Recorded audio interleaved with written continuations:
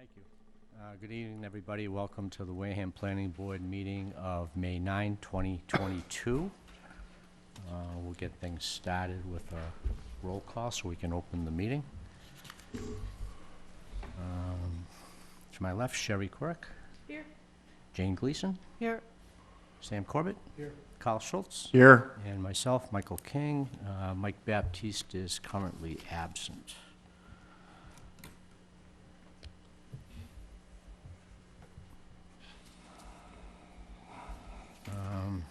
We have a little bit of housekeeping that we're going to try to move through real quick before we get started.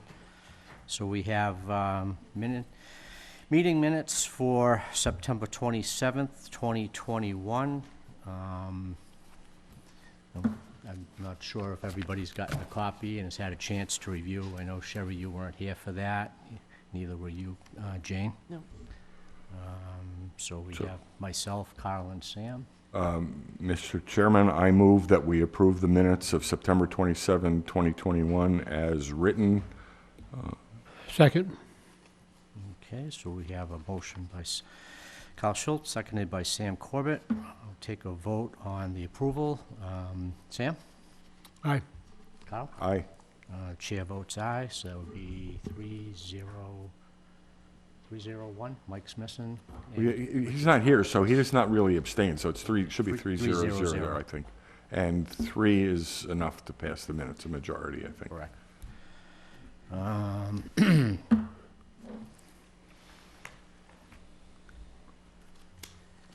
Okay, next up would be the minutes for October 18th, 2021. Again, I'm assuming that you folks have had a chance to read through these. I read them. So I move that we approve the minutes of October 18th, 2021 as submitted. Second. We have a motion by Carl Schultz, seconded by Sam Corbett, for a vote. Sam? Aye. Carl? Aye. And the chair votes aye, 300. Next up is, keep losing my agenda. Yeah, December 13th, not the December 31st, as I was. December 30th. I don't think we met that night. We did. Yeah. December 13, 2021. I look for a motion to approve. I move that we approve the minutes of December 13th, 2021 as submitted. Second. We have a motion by Carl Schultz, seconded by Sam Corbett, to a vote. Sam? Aye. Carl? Aye. And the chair votes aye, 300. I was actually present, but I was an associate member at that point, You so could- I you could- So don't you- know so if you I can vote, vote. so I You could vote on aye. the minutes, I yeah. did read through them. All right, good. I just wasn't sure about the I vote. wasn't sure you were here then. Your weight that we actually captured it correctly, that makes me feel good. And lastly, the minutes for January 24, 2022. I'd look for a motion to approve. I move that we approve the minutes of January 24th, 2022 as submitted. Aye. We have a motion. Second. Motion by Carl Schultz, seconded by Sam Corbett. I don't see you listed here, though, I was Jane. not there that day. Okay, So all right, so you didn't get me on that one. I didn't. So to a vote, Sam? Aye. Carl? Aye. And the chair votes aye, 300. Mr. Chairman, through you to the board, if you do miss a meeting, I think it's important that you review the video and certify that you reviewed the video. That would enable you to vote on, Okay, good to know. yeah, there's a process and there's a form you have to fill out, or you just need to certify it to the clerk. Okay. But that then would enable you, one, to vote on the minutes, and two, if a project was reviewed at that meeting, you would then be eligible to vote on that project. Okay. Make a little note here for, we have additional meeting minutes in the folder that aren't on the agenda. Yeah, they were already approved. I just need them signed. I was wondering where that folder was. Which minutes are in there? It's 2 from July that were approved and 2 from August that were. I don't believe the 2 from July we did not vote on them. Yeah, and I've got one here from November. we we should review that Yeah, I'll can go you back. confirm which meeting? Because you brought some forward. Yep. And I had some comments and you and I met. Yep. But I don't know that we voted on them. Yeah, so I'll go back and check on those, and I'll just put them on the next meeting, because I have some more minutes to go on the next one that I finished before. Yeah, you're not allowed to leave until the minutes are all. You're chained. Okay. So I'm gonna put these back in your box. Okay, now that we have that, discussion on final IER number 13940, implications for economic development policies. I read through this online. I'm not quite sure what's going on. Why is this on the agenda? Well, I think if Ken was here, he'd explain more, but I know that, oh, yeah, Oh. sorry. I know that AD Makepeace was working on a big plan with some of their property, and I think the plan kind of fell through, and now, there was supposed to be some discussion about getting the board to promote some sort of economic initiative, but he's not here, so, and I don't really have the total insight on it, so I can't speak. Mr. Chairman, I move that we defer this discussion until Mr. Buckland. I think it's from reading what Ken sent, I think there may be no action for us to take, but I think it's important to understand the context. It's like 1 million square feet of development that went poof. That isn't gonna happen. Yeah. Right. Okay, so I would entertain a motion to defer this discussion until, So I made that motion. You did. For a second, yeah. Second. okay, motion by Carl Schultz, seconded by Sam Corbett. Something like this, we can have both Jane and Sherry vote on. Yeah, sure. I mean, it's not an action. So I would look to a vote. Sam Corbett, Aye. Carl Schultz, Aye. Sherry Quirk? I, with the question, Yes. it would be helpful, as we do queue this up for discussion, if we were to learn what jurisdictional role we might have, if there is anything for us to decide on, or anything that will be in front of us at that time. Okay, And that, it's a good question. I didn't think anything. I thought it was merely informational, but that's a question to Ken. yeah, absolutely. Yeah, I can talk to Ken about that as well. Yeah, okay. Aye. And Jane Gleason? Aye. And the chair votes aye, so 500.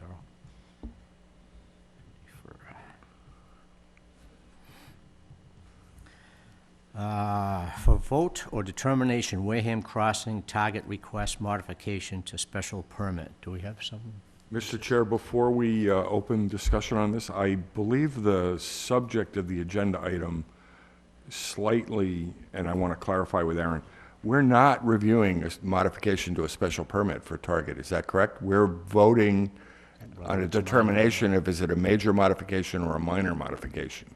Yeah, and I think at that point, if you deem that it's minor, you could We could vote vote to to approve, but approve. if you deem it's major, then you have to do, the legal notice with the ads and everything like that. Right. So, Yeah, so right now, what's before us is that determination. yeah, whether it's minor or major. Okay, do we have someone here to speak to this project? Okay.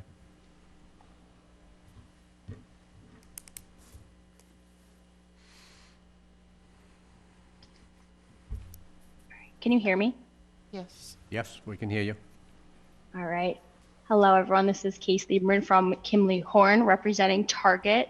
So the last time we met, it was to determine whether or not this was going to be a minor site plan modification.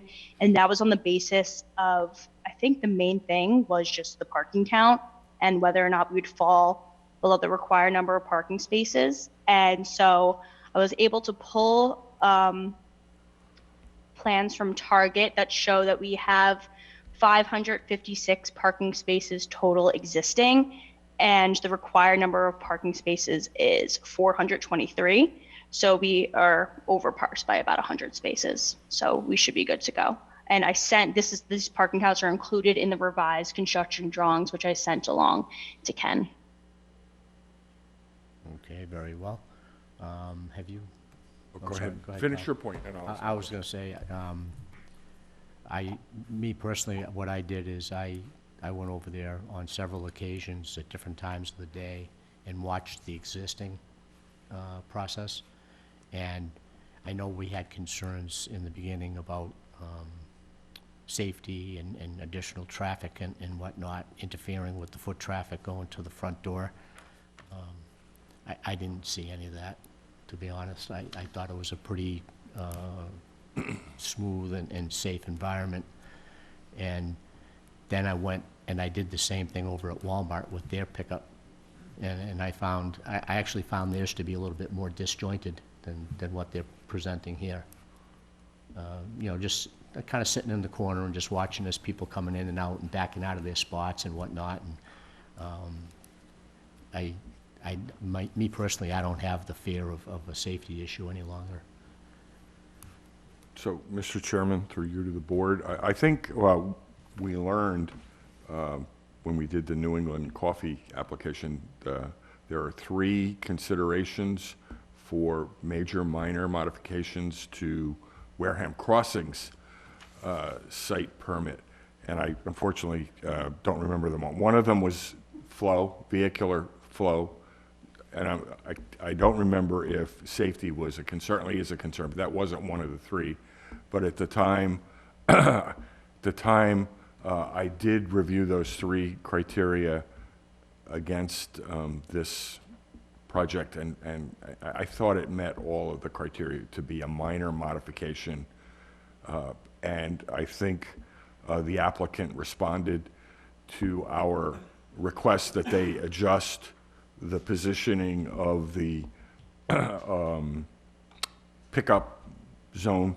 And I also agree with Mr. King. I have gone over to the parking lot because of the concerns and did not perceive a vehicular flow safety issue at the various times that I went over there. So I believe that it meets the criteria for a minor modification. That's my input.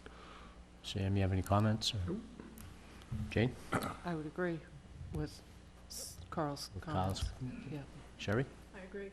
Yeah. Okay. Mr. Chairman, through you to the planning office. Aaron, if we could go back and pull up what those criteria are, just to make sure I didn't overstate myself. Yep. That would be good reference for us the next time something comes up. Yeah. And it was nice, I didn't, I was enthusiastic about their change that they made where they did shift it down one more set of rows. And I was a little bit on the nosy side. I actually went in and I walked down the aisles of the 2 sides of the store where we were suggesting they may move it to. And on the right side of the store, it certainly was not possible. It was all refrigerated food sections and stuff like that. So I would have to agree with your assessment, Kyle, that it's just a minor modification and it doesn't pose any health hazards. Is there anybody else that wants to speak to this aside from the representative? It's not a public hearing, but Well, I know, I'm gonna be polite. yep, that's okay. No hands? Okay, so at this point, I would entertain a motion to consider the request from Target for the modification to the permit as a minor modification. So move, second? Motion by Jane Gleason, seconded by Carl Schultz. And at that point, I would entertain a motion to vote to approve. Don't fight. Do I have a second? Second? Okay, we have a motion to approve by Sherry Quirks, seconded by Carl Schultz. To a vote, Sam Corbett, Aye. Carl Schultz, Aye. Sherry Quirk, Aye. Jane Gleason, Aye. and the chair votes aye, 5-0-0. Thank you to the representative. Thank you all. Have a good night. Okay, thank you. Next, vote or determination, Master Millworks request for modifications to special permit. Do we have a representative? Do you guys need to, do you want any hard copies of the plans for this? Yeah, I'd like to look at it. Pass these down to you guys. Again, Mr. Chairman, through you to the board, are we being asked, Pass those down. I think what we're being asked to decide if this is a major or minor modification, is that what we're being asked to decide? That's the way I interpret it. Mr. Madden looked questioning, is that what you think we're deciding?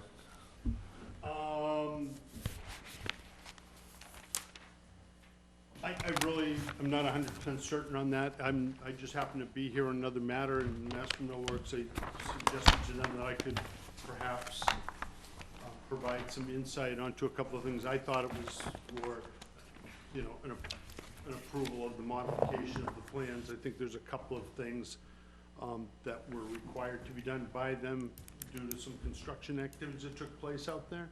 And these plans reflect those changes. I believe that we were already directed by the planning board to make the modifications to the landscaping in the front of the building where the trees had been removed. That was a long time ago. Yeah, well, I appreciate that. So just, Aaron, I know Ken's not here, maybe Charlie can weigh in.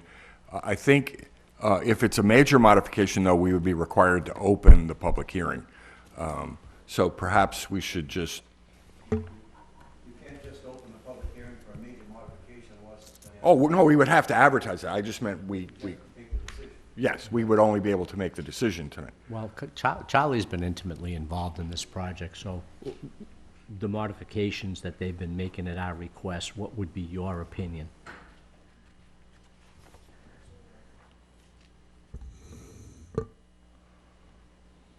Let me make sure I understand what they are.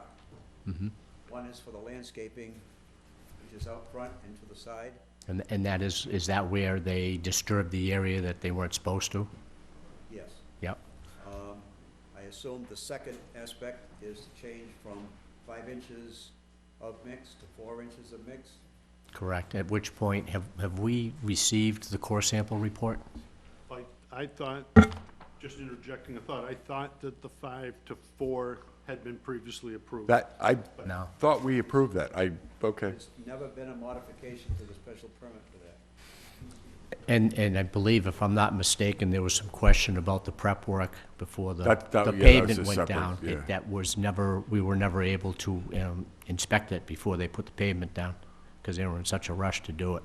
And I know they took core samples at our request, but we've yet to see the results.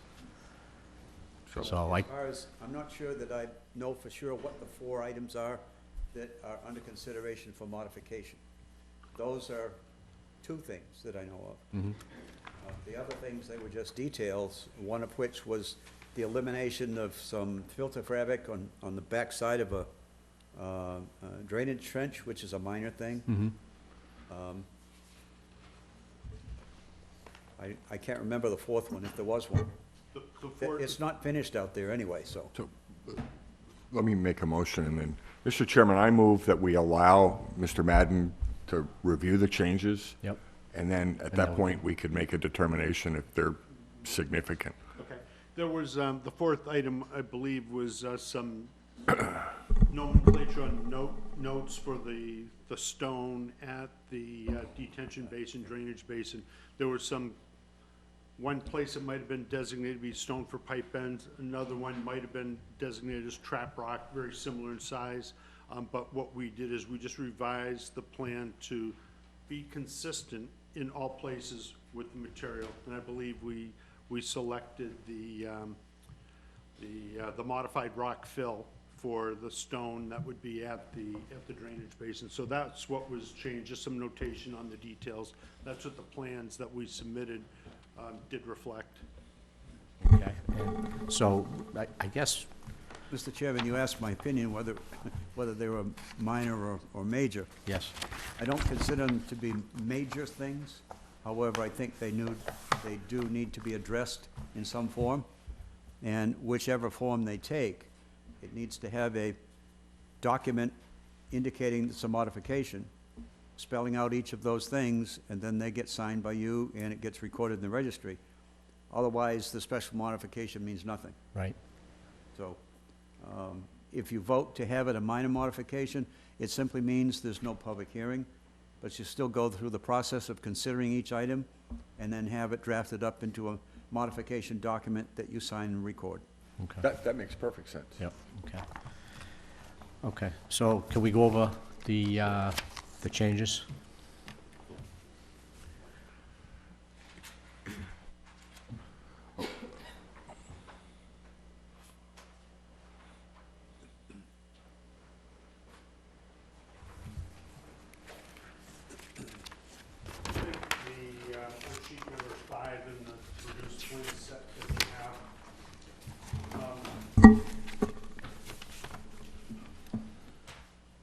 did is, this area over here, just right across on Coxet Lane in Charlotte Furnace Road, that's where there was an elevated landscape feature that was proposed to be located adjacent to some land that was not supposed to be cut and cleared. Existing wooded vegetation was to remain. It was in this area right here, just to the north of the site entranceway coming in. So you might recall there was stockpiled material there where the trees once stood. And when I came before you previously, I thought that perhaps extending the same landscape scheme to the south across that area might make some sense. It would provide some screening, I think, that was intended to occur naturally with the tree material that was there. So what we did is we extended that elevated landform and extended that down to the site driveway. And then on sheet number 6, we show the landscape material that was proposed. Originally, it would have ended right about here and back, but we planted that slope with trees and shrubs to make up for the loss of the trees that were inadvertently removed. So that was one of the changes, and I think that was brought up relatively early in the process, or when a site inspection took place and it was recognized that those had been cut. So that is one of the major things that we're discussing.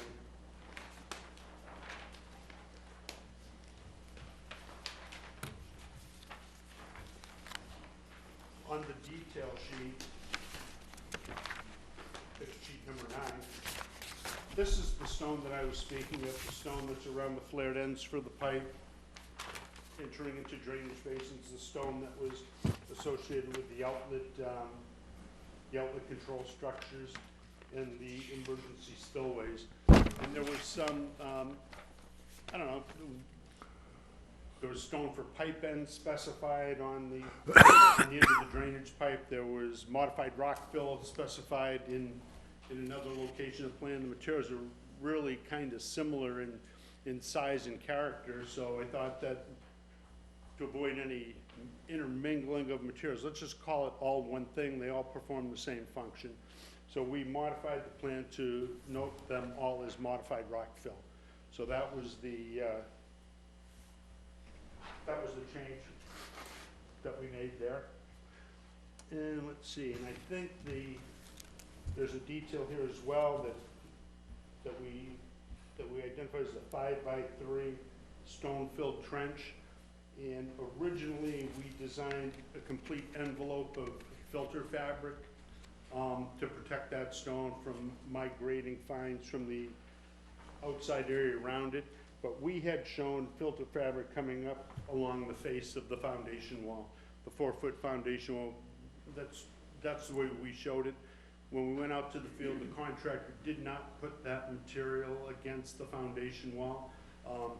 Wouldn't really perform a major function in that regard, so we didn't have a problem with it being eliminated, provided that it was on 3 sides, top, bottom, and side. And it was wasn't funny at all, because the same guy who drew this plan drew the plan for another project that we're going to be talking about tonight, and put it in the exact same way it was originally. And I think we took that out and said that there's really no need to place that material against the foundation wall if there's no opportunity for fine textured material to find its way into our infiltration stone. So that was, what was that? Was that the third one? That was number 3, yeah. Yep. Yeah, okay, and we saved the best for the last. The last one, I guess, is one that's caused a little bit of anxiety amongst all the parties. And that's the stone that was placed underneath the parking lot. We had originally called for 5 inches of bituminous concrete for the entire paving of particularly the truck entrance on this site. That was placed upon a 4-inch layer of French crushed stone and a 1-inch layer of Mass DOT 2-inch minus roadway gravel. During the site inspection process, there was I wasn't out there. I did go out there one time when they were doing some of the core samples, but there was some discussion as to the character and the quality of that material and whether or not it met the gradation required for the 2-inch minus roadway gravel. There's been differing opinions on that. You know, I wasn't there to witness it all. I mean, I did see a little bit of it here and there. I was given all the material slips, the testing slips from the construction company who looked at the stockpiles and said, this is where we're gonna take our material from. The sieve analysis was done. They did the work on that. At the end of the day, it didn't look like it was, might not have been the same. I'm not sure. But we were never really given any information to justify what it was. So we changed this plan. Let me qualify that by saying the owner is satisfied with the use of that material. You know, I don't think it's gonna result in any adverse impact to the surface. It's gonna provide a firm base for the parking lot, but it is not what was specified on the drawings. And we changed this plan, and we just said it was a 12-inch layer of approved material on which the pavement was placed. So the 12-inch gravel was put in, the 4-inch dense grade was placed upon that, all that material was compacted, and then the asphalt binder and top course was placed on top of that material. So that's the area that everybody has, I think that's the biggest item that we're talking about as far as this modification goes. You know, if it were a public project, if it was a subdivision roadway that was done under control of the planning board, certainly would not be an acceptable alternative. I mean, the owner, maybe the town of Wareham would accept it, maybe it wouldn't. I don't, you know, can't speak to that, but in this particular instance, the owner has agreed to use that material and suffer the consequences, conduct the maintenance that may become necessary. You know, I talked to them about that. We looked at what the performance bond characteristics might be. We looked upon the need to conduct a 1-year inspection after the project's accepted and occupied, and maybe those are opportunities for the town to assess whether or not that base material is truly satisfactory for the use that it's for the use at that site. So they're content with it. They've stated that. I mean, I think the biggest thing from, you know, we're the designers of the project. We designed it that way for a reason. I think that maybe I don't know, cost, I'm sure might have played a role into what was done over there. But in this instance, I don't think there's any downside for the town. I mean, I think that by us just changing the notation on that plan, I was not about to approve the material. I wasn't there, I couldn't do it. Charlie was there. He has questions about it. So the only thing that I could really come up with was just saying, well, the owner approves it. So is that gonna be satisfactory to the planning board? You know, does that basically tell anybody who's looking at this plan that, well, that's an owner-selected material, that's what they chose to put on there. It's not what the town thought might be the best thing. It is on private property, did not occur underneath the cuts within Charlotte Furnace Road when we extended utilities. The trench is held up very well over there, so we just are asking the planning board to approve the material that was put in place. And I just leave it up to you folks to discuss, ask any questions to me about it, and go from there. Well, do you want to start? I can start, thank you. Yeah. First through you to Mr. Madden. I want you stated in your professional, technical opinion, this doesn't present a safety issue in any way. Correct. Okay. It does not, in my opinion. That's what I meant. Yes, You no. stated, so there's no safety issue. We don't have to worry about safety in any way. This change in no way changes the drainage and runoff characteristics? No, it does not. Does not change the runoff characteristics or the drainage. The grade is the grade. It's just the material that's underneath the impervious surface. Okay. And my third question back through you to Mr. Rowley. I believe when I actually went out and was there when we did the core borings, it wasn't just a question of the material. That was a question, but I believe there was a concern that it was not evenly distributed. And so it would be at various depths, even though you're specifying 4 inches and the owner accepted 4 inches. You had reason, and that's why we did the core borings, to believe that it was not properly or evenly distributed. Is That's that correct? So there is that, through you back to the applicant, there is that concern. Did you actually review the core samples? I've seen the information, yep. So, Mr. Rowley has not seen that information? I've not seen it, no. Okay.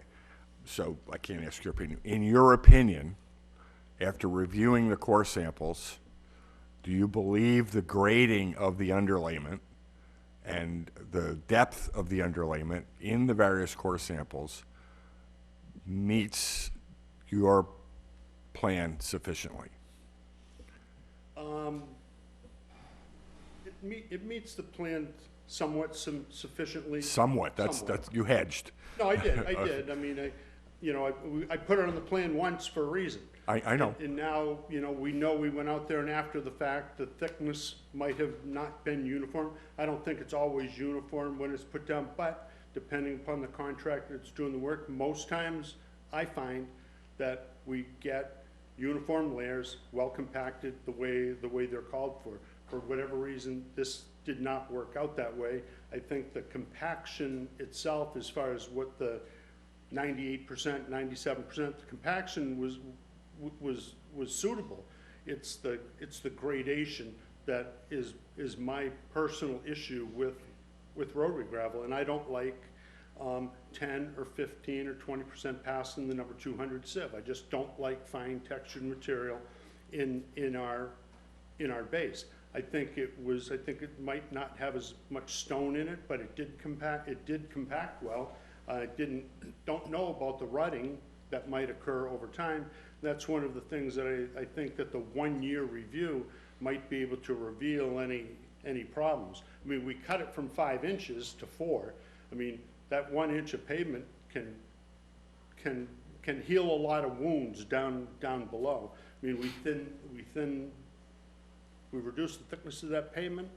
Do we get rutting? Do we get a pothole here or there? I mean, we may, but that 1-year review will show us something. I think that the most important part, even if it was finer textured material than what was anticipated, I don't believe that there's a water table issue on the site. I don't believe there's any capillary rise of water that can rise up, cause frost heavings and things like that, and premature degradation of the surface. I think that the lack of that water at the surface of the ground and the ability of it to rise through capillary action isn't there on that site. It's a site that's underlain by medium to fine sand throughout. Right. And those are things that do weigh into my mind. And granted, I don't like fine textured material, but I also look at the water table issue.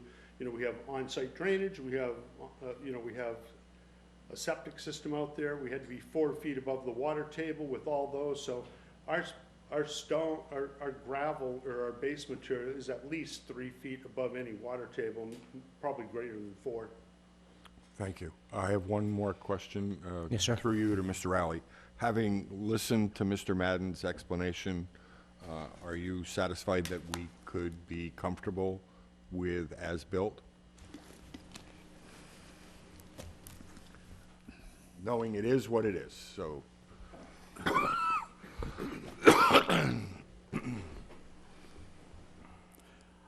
I'm thinking about what you said.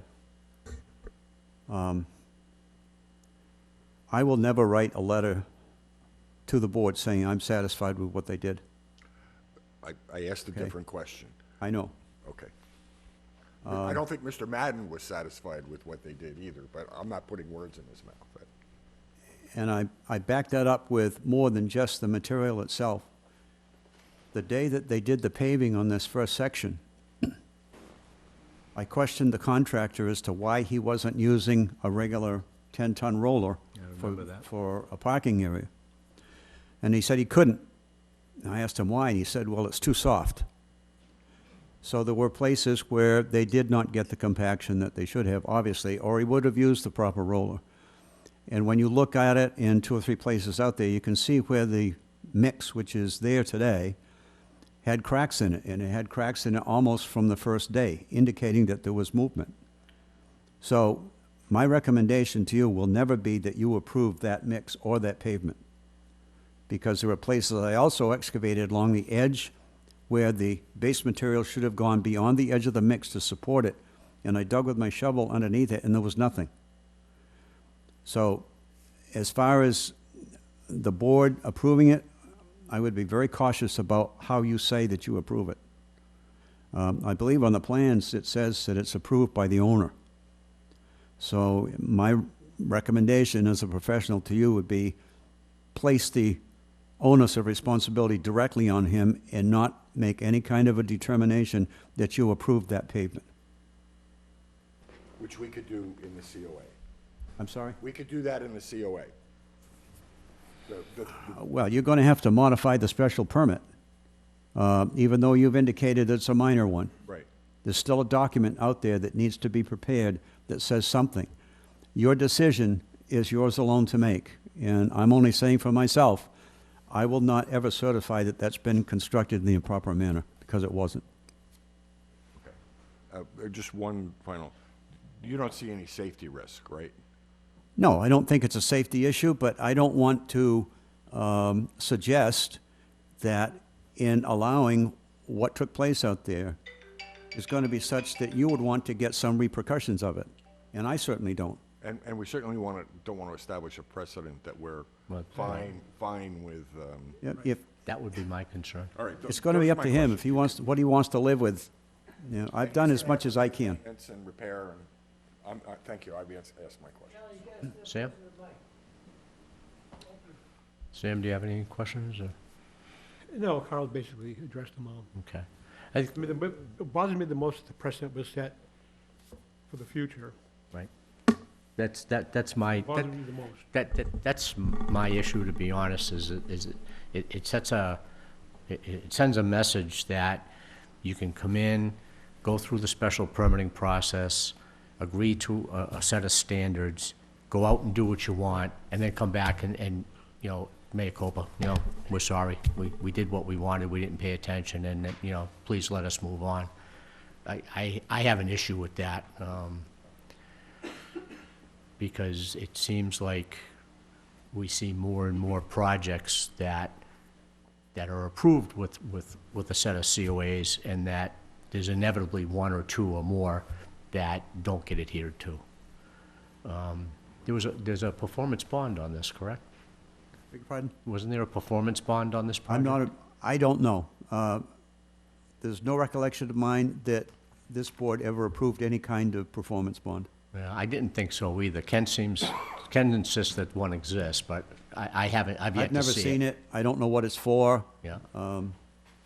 Would it be, and I'm gonna defer to you for your experience, would it be in our purview to get through tonight with the suggestion of a 1-year review and keep that performance bond intact until that review is completed? I think Or you if need to there's not a determine, performance I think you bond, need to we could add determine one, what the right? performance bond's gonna be for. Right. There's still work to be completed out there. I mean, none of the landscaping is done. However, it gets done. The top course of asphalt has not been done.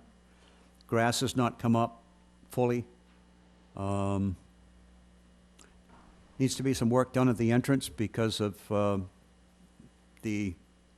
I don't think they've got the proper radii in for the pavement yet out at the entrance to Charlotte Furnace Road. Okay. So there's some other things that need to be there, but I don't know what the performance bond says or what it was for, so I can't speak to it. Yeah, like I said, I haven't seen it yet either. I do know that there was a temporary occupancy permit, I think a 60-day occupancy permit that was established for them. We're under no obligation to extend past that 60 days if they haven't completed their work. I hesitate to speak on it because I'm not legal counsel. Neither am I, I'm just But if using your board common hasn't- sense. If your board hasn't accepted a performance bond and you know what it's for, just as a layman, I would say, I don't know why you're responsible for anything, Yeah. but that's just me. So if we moved forward tonight and considered this a minor modification with the notation that we under no circumstances condone the work that's been done and that the onus of future issues and what safety and whatnot is solely on the shoulders of the owner. The only thing that we're really doing is we're allowing them to not follow a set of approved. That's essentially what you're doing, yeah. Yeah. And the repercussions of, well, quite honestly, I mean, I don't know why Charlie was never provided with the core sample reports. I mean, I know they've existed for a while, and I know he's requested them several times, and they've never been presented. So in my mind, that just, well, you've already kind of confirmed that there's a little bit of issues here and there. But if they're unwilling to supply the core sample reports, to me, that says there's more than just little issues, that there might be major issues. So I think, I don't know what you feel, but I think I'd be hesitant to vote on this until Charlie has access to those core samples and we see really what the issues are that we're dealing with out there. Because the small stuff, the landscaping and the stone around the drainage pipes and whatnot, I think that's minor. It is, but it's the type of thing that, doesn't matter what it is, it needs to be completed. Correct, but And I haven't reviewed the special permit to see whether there was any stipulation that no CO be issued until everything is done. I'd have to look at that. yeah. But since you're under a modification, you could consider it, I suppose.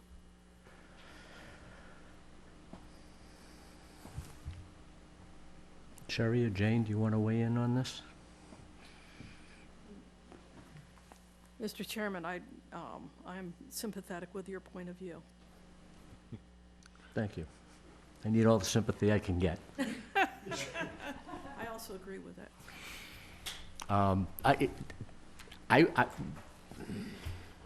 I don't know. I mean, if it were me, I would hold off on a vote until Charlie sees those core samples and we see just how bad or good the work underneath that pavement is.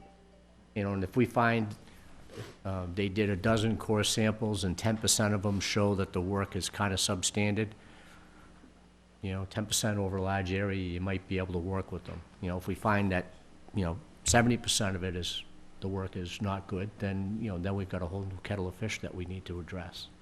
Because at that point, I'm assuming we would be within our rights to ask them to do the work properly. I'm assuming, I mean, I could be I wrong. think we went through all this and the enforcement officer would have to enforce that. Right, yeah, right.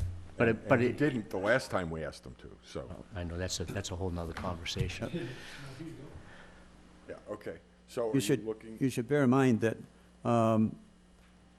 municipal maintenance still requires 5 inches of mix to the property line. So the entrance that's out there to Charlotte Furnace Road, however that distance is to the property boundary, there needs to be 5 inches of asphalt there. Yeah. And it certainly needs to have the adequate base because it's within the layout of Charlotte Furnace Road. Mm-hmm. And it was his specification. Okay, So we in need to- determining whether or not the mix is there, we also need to make sure that the base is there as well. Right. How far in So- does that have to go? Do you know how far that in? 12 or know- 13 you know, feet Mr. is Matt, typical, 12 or but 15 I don't feet, remember right in that exactly. range. Are you 12. comfortable that the Yes, 12 or 15? absolutely. Okay. So that would be a statement that we would make? that Yes. That it meets that? Yeah. One other question which I didn't ask. Can I ask it? Of course. Through you to either Mr. Mann or Mr. Rowley, given that we've discussed that there may be compaction issues, there may be coverage issues, there may be depth issues. The only impact to the town that I would see is if a heavy fire truck needed to get in there. Do you foresee any issue with a water-laden, our heaviest fire truck driving across this material in the summer and sinking into the asphalt? No, I don't, and the reason why I don't is because our subdivision control rules and regulations call for a lesser pavement and don't really go to the same degree on a base, so if we're able to meet the load carrying capacity of fire apparatus on a subdivision roadway, you know, we're equally constructed here, so close, very close to equally constructed, so that's why I would say no to that. Okay. But when you guys are talking about the performance bonds, I mean, perhaps when, you know, when I do a public works project, you know, we can't have something like this occur. A private project is, you know, it's a little different. On a public works project, usually we specify how many square yards of base at each layer shall be placed with a compaction, that we want a compaction test. So for example, I use 2,000 square feet. I did a small road in another town, whatever it was 900 feet in length. But if we specify out how many compaction tests are needed, where they're needed, make that a portion of the certificate of approval, and then they have to provide you with a third-party test result of that information. It kind of would help you guys with a private project issue like the one we're faced right now. I mean, public works, it just doesn't happen because of that provision that's built into the specification.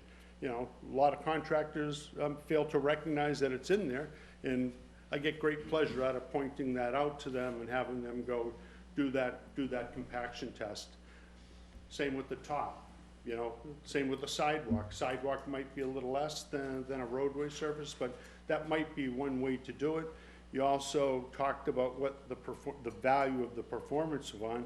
Well, just as in a public works project, the performance bond is the value of the project, the value of the work. And that's what the bond should reflect, is the value of the work. And when they want to reduce the value of the bond, they need to provide an estimate of the work that's been completed to date. It needs to be taken off the value of the remaining bond and a new bond issued. So that's the way they reduce the cost associated with maintaining a bond over the life of a project. So those are a couple of things that maybe would help avoid something like this happening in the future. You know, you get certain contractors on a job, you never have to worry about things like this at all. Sometimes it doesn't work out quite that way. We can make that future improvement when we do it. Yeah, that improvement we can make. It's just, what do we do tonight?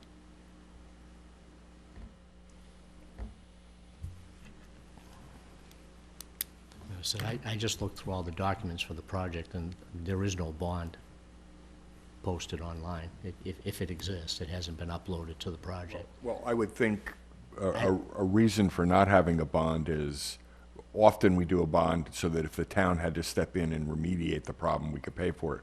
I can't see under any circumstance that we would be expected Why to this- step in right. and remediate this. Not And we need to be clear in our findings that we have no intention of ever doing that, if we have a positive finding.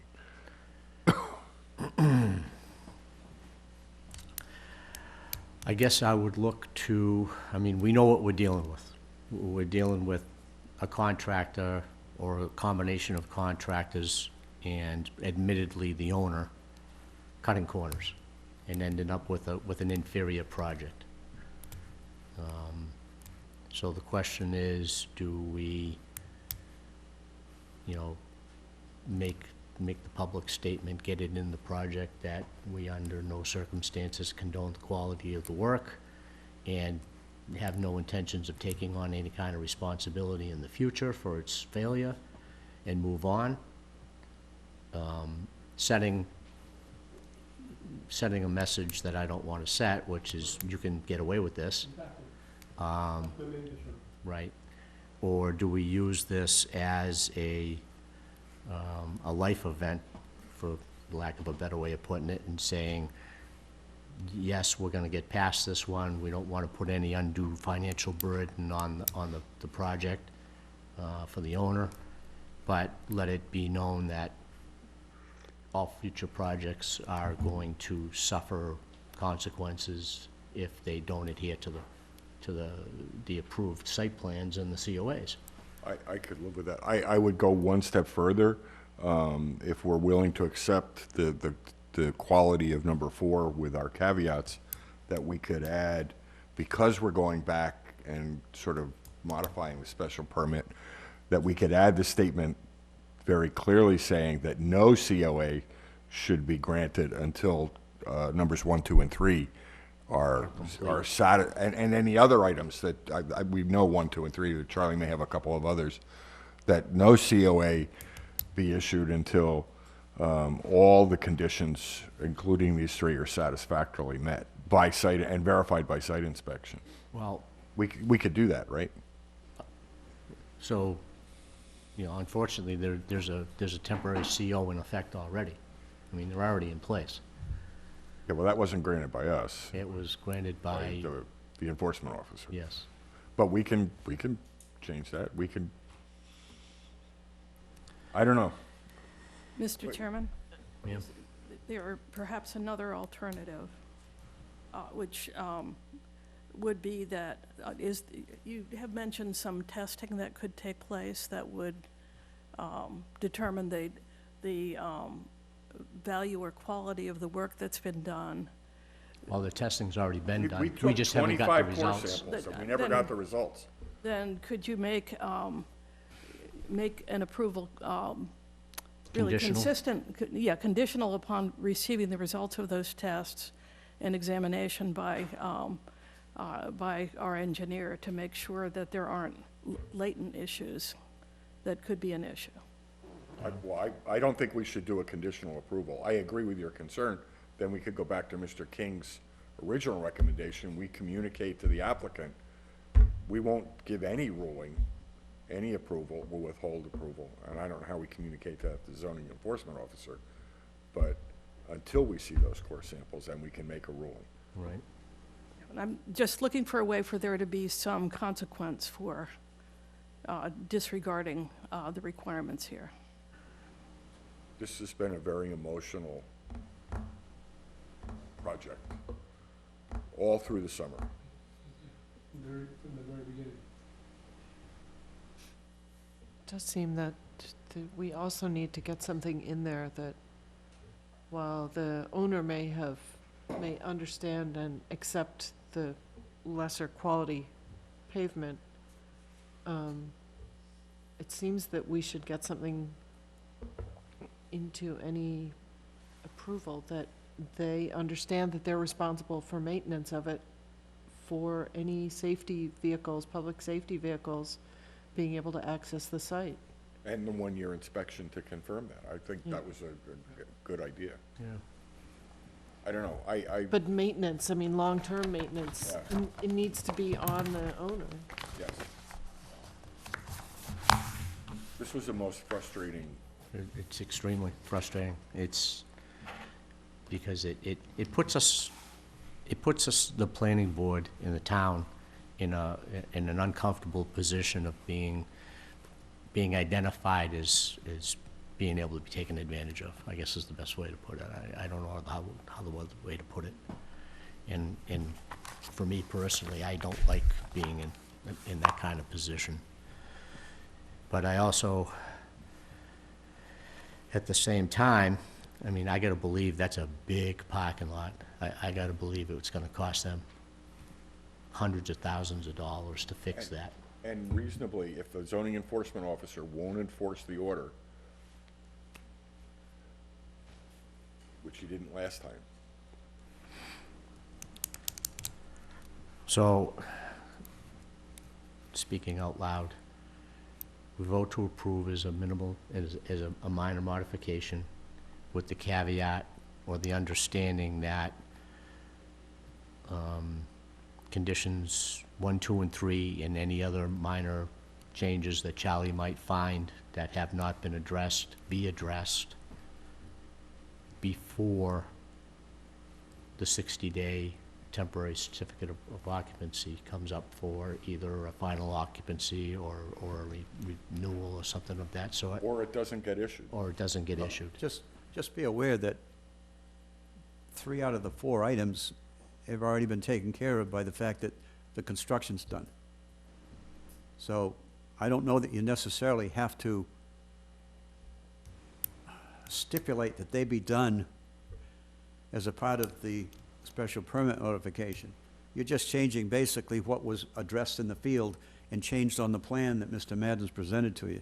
So, Mr. Banner, the planting is But all done and everything, is What- that, if I no, drive out, what- no, it's not What you done? should, in my view, simply saying is that all work shown on the approved site plan should be completed prior to the issuance of a certificate of occupancy. Right, which is about, So whatever's there needs to be done. which is what, 6 weeks away, Yeah, basically. or at least get to a point where we're doing a final punch list where the items are very, very minor in nature instead of, 100% complete. I mean, I suppose it could be 100% complete just as easily as we can create a punch list for minor. Yeah, and if it turns out, for example, that the planting isn't all completed because at the end of the growing season, you're headed into winter, you can make a stipulation for that. But it should be done in such a way that the applicant's before you and saying, hey, we don't have the planting quite done, we need 6 months more. It'll give you the authority to say, okay. But not have him in front of you, he's not gonna know what you're discussing tonight. So, just, Yeah, so I would think about it in we have that to write term. all clearly, we have to enumerate that. Yeah. I think a lot of people, Charlie and I have both been around for a little while. It's, not our first rodeo. We're looking at roadway-based material, not our first rodeo looking at material aggregates, not being able to put it in your hand, look at it, and know exactly what you're holding. People tend not to believe that there's guys with the level of experience that can do that. And they're not real interested in hearing from us in many instances. And, I think if you were to go to the degree of placing a condition in a condition of approval that this is how many compaction tests you have to do, then they have to provide that information to you. It kind of closes it out.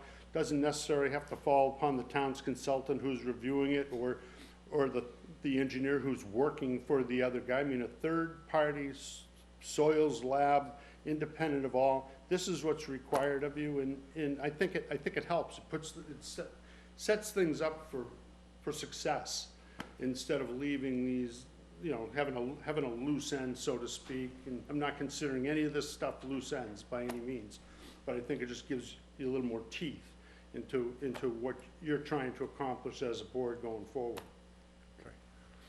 So, Mr. Chairman, I'm gonna try and articulate that I move that we approve the plans as submitted and reviewed tonight as a minor modification to the site plan special permit for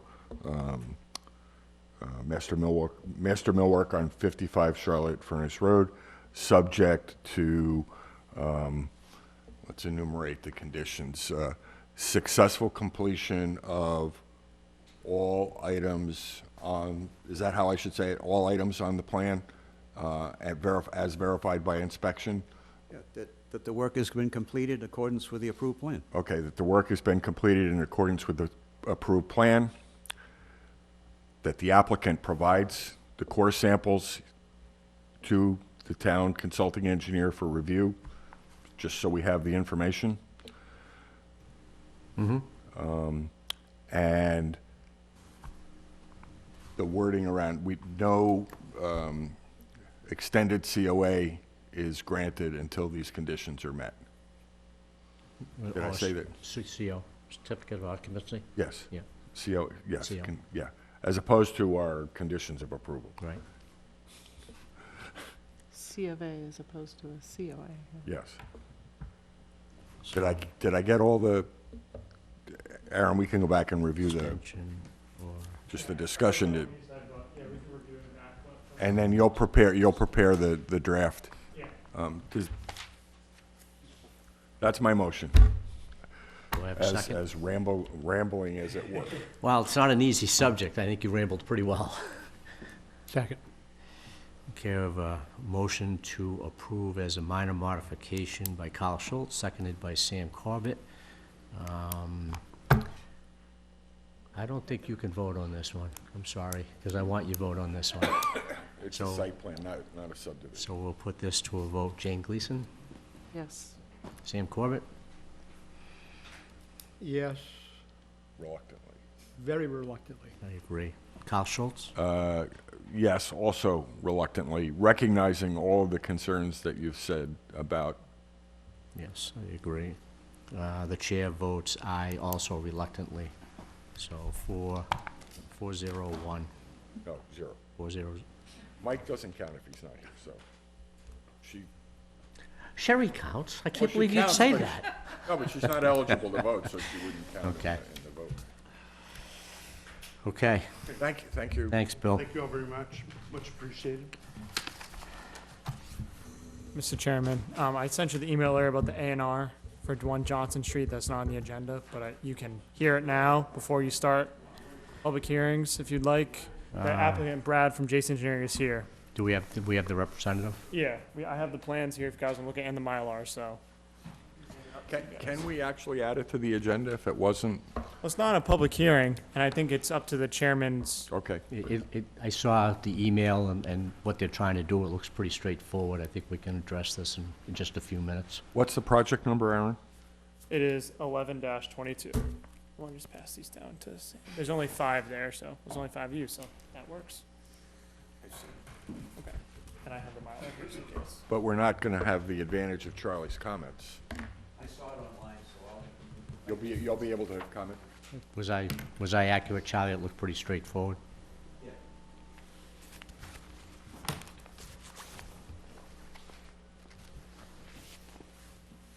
Thank you.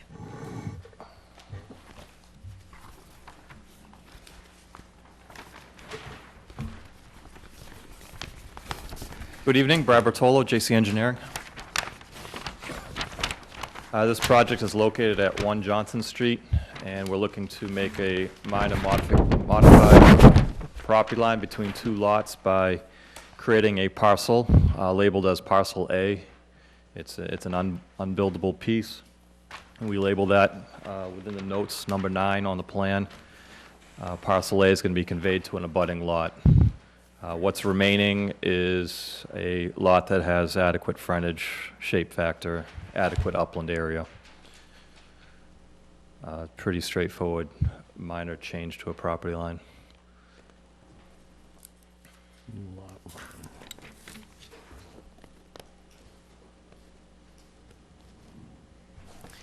Charlie, when I looked at this, I didn't see anything that set up red flags for me. No, Lot 1039, I think it is, includes parcel A at the present time, and it was shown on a previous approval not required plan done by JC Engineering as well a few years ago. So really, all they're doing is carving out a piece of it to go to the abutting owner, leaving the balance of the lot with the required frontage as it had before. They're not changing that. Right. It also has the required percentage of upland above the riverfront line that's shown on the plan. So assuming that's an accurate riverfront line, I see no reason why you can't endorse it. You're not making any statements with respect to the frontage. Johnson Street supposedly is the frontage. I don't know the condition of it, but there is a statement on the plan that says that you're not making any determination as to zoning and so forth for frontage. I don't know what sort of condition Johnson Street's in. Is Johnson Street an approved, accepted public way by the town? Not that we own it, but it has to be, I doubt it. I think it's labeled on your plan as a private way. no, it's private, but it still has Yeah. to be recognized as a way by the town in order to Well, count frontage.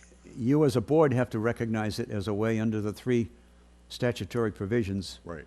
So you have to be satisfied that it has sufficient access to the lot, but that was evidently determined by the previous plan, which is a few years ago. I don't remember the exact date, but it was a few years ago that that was approved. So the only thing that's changing is parcel A.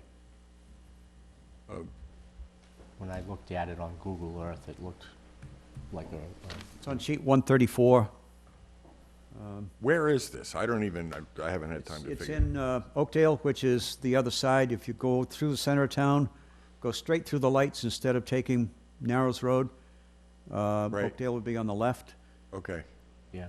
It's down behind like the auto detailing shop and the barber shop. Oh, the down bar, in that okay, neighborhood. thank you, I know where that is now. I Yeah. just didn't spatially know. I mean, it looks like a Almost fronts on the Agawam River in the reasonable back. street. What, according, okay. All right.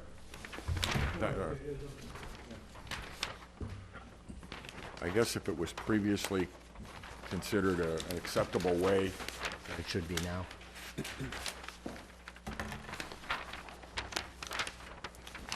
Okay. So this is just a straight up A&R, no big deal. So I would entertain a motion to approve the A&R as presented. So moved. Seconded.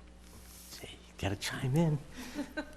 We have a motion by Sam Corbett, seconded by Sherry Quirk, to a vote. Sherry? Aye. Jane? Aye. Sam? Aye. Carl? aye. Chair? No, vote- I'm just concerned that it came last minute and we were forced to review it. Well, we Sometimes discussed that earlier. We're You don't gonna, have to say no. yep. Yep. I just, Soon. I hate to, And Aaron has to tell him no.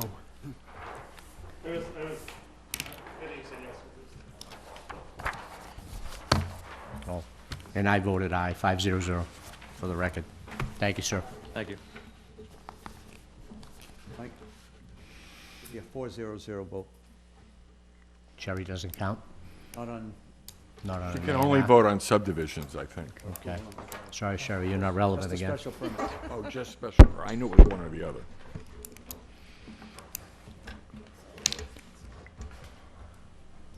Where do you want me to sign? Any of the lines is good. And whose name should I sign? Except the first one. That should have been on the last one. Apparently not mine. J. Edgar Hoover. Like one of you guys writes today's date under after you sign. Which is a good Write the date on that line if you can see which one. Sweet.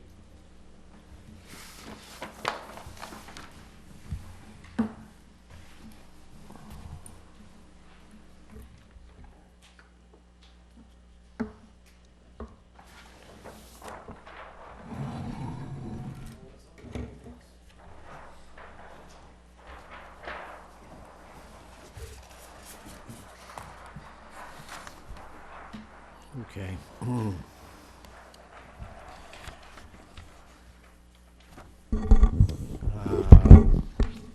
Okay, moving on, we'll continue with public hearings. First on the list, hearing and possible vote 36-21, modification of special permit, site plan review, Bay Point Club LLC, Phase 4, 19 Bay Point Drive, map 9, lots 1004B, 1004A-1-7, new 8-unit townhouse building. Open hearing, right? Do you have to open the hearing? The hearing, no, hearing was We haven't continued, closed it. so Yeah. so it's still. And the stuff for today. How many of these do we need? Yeah, really. I brought mine from the last one. Yeah, but they're not good. got You have 3 to of them. get rid of them. Yeah, I'm gonna have to, can't take your last minute, so I'm gonna have to change my language, Last minute. my language thing, Again. but I'm just gonna have to change, when it's a modified subdivision, just to say, petition with the- Aaron, I'm not going to sign that document, so don't hand it out. Okay. It needs more language. I mean, Would you like me to get it back? well, I just don't, I'm not ready to say that's the wording that I want to approve. Because we're not done. Okay. Good afternoon, everyone. Karen Beck from Principal Engineering, Tim Fay from Stone Street, and Chris Reynolds from Stone Street. We're here this evening to continue from where we were last Monday evening with conversation of some of the changes that we were able to get done last week, got in late, they got in this morning. We think we addressed the sidewalk issues that we discussed last week on plan. We took a very hard look trying to figure out what we could do with the area on Bay Point Drive that is in the easement area.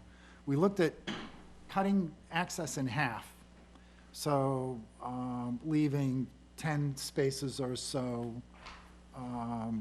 unavailable. And it doesn't look good, and it doesn't feel good with fire access to that portion of the building. We, last week, testified with Mr. Rosa, partner at Win & Win, that we have a legal right to access the way we did, in his legal opinion.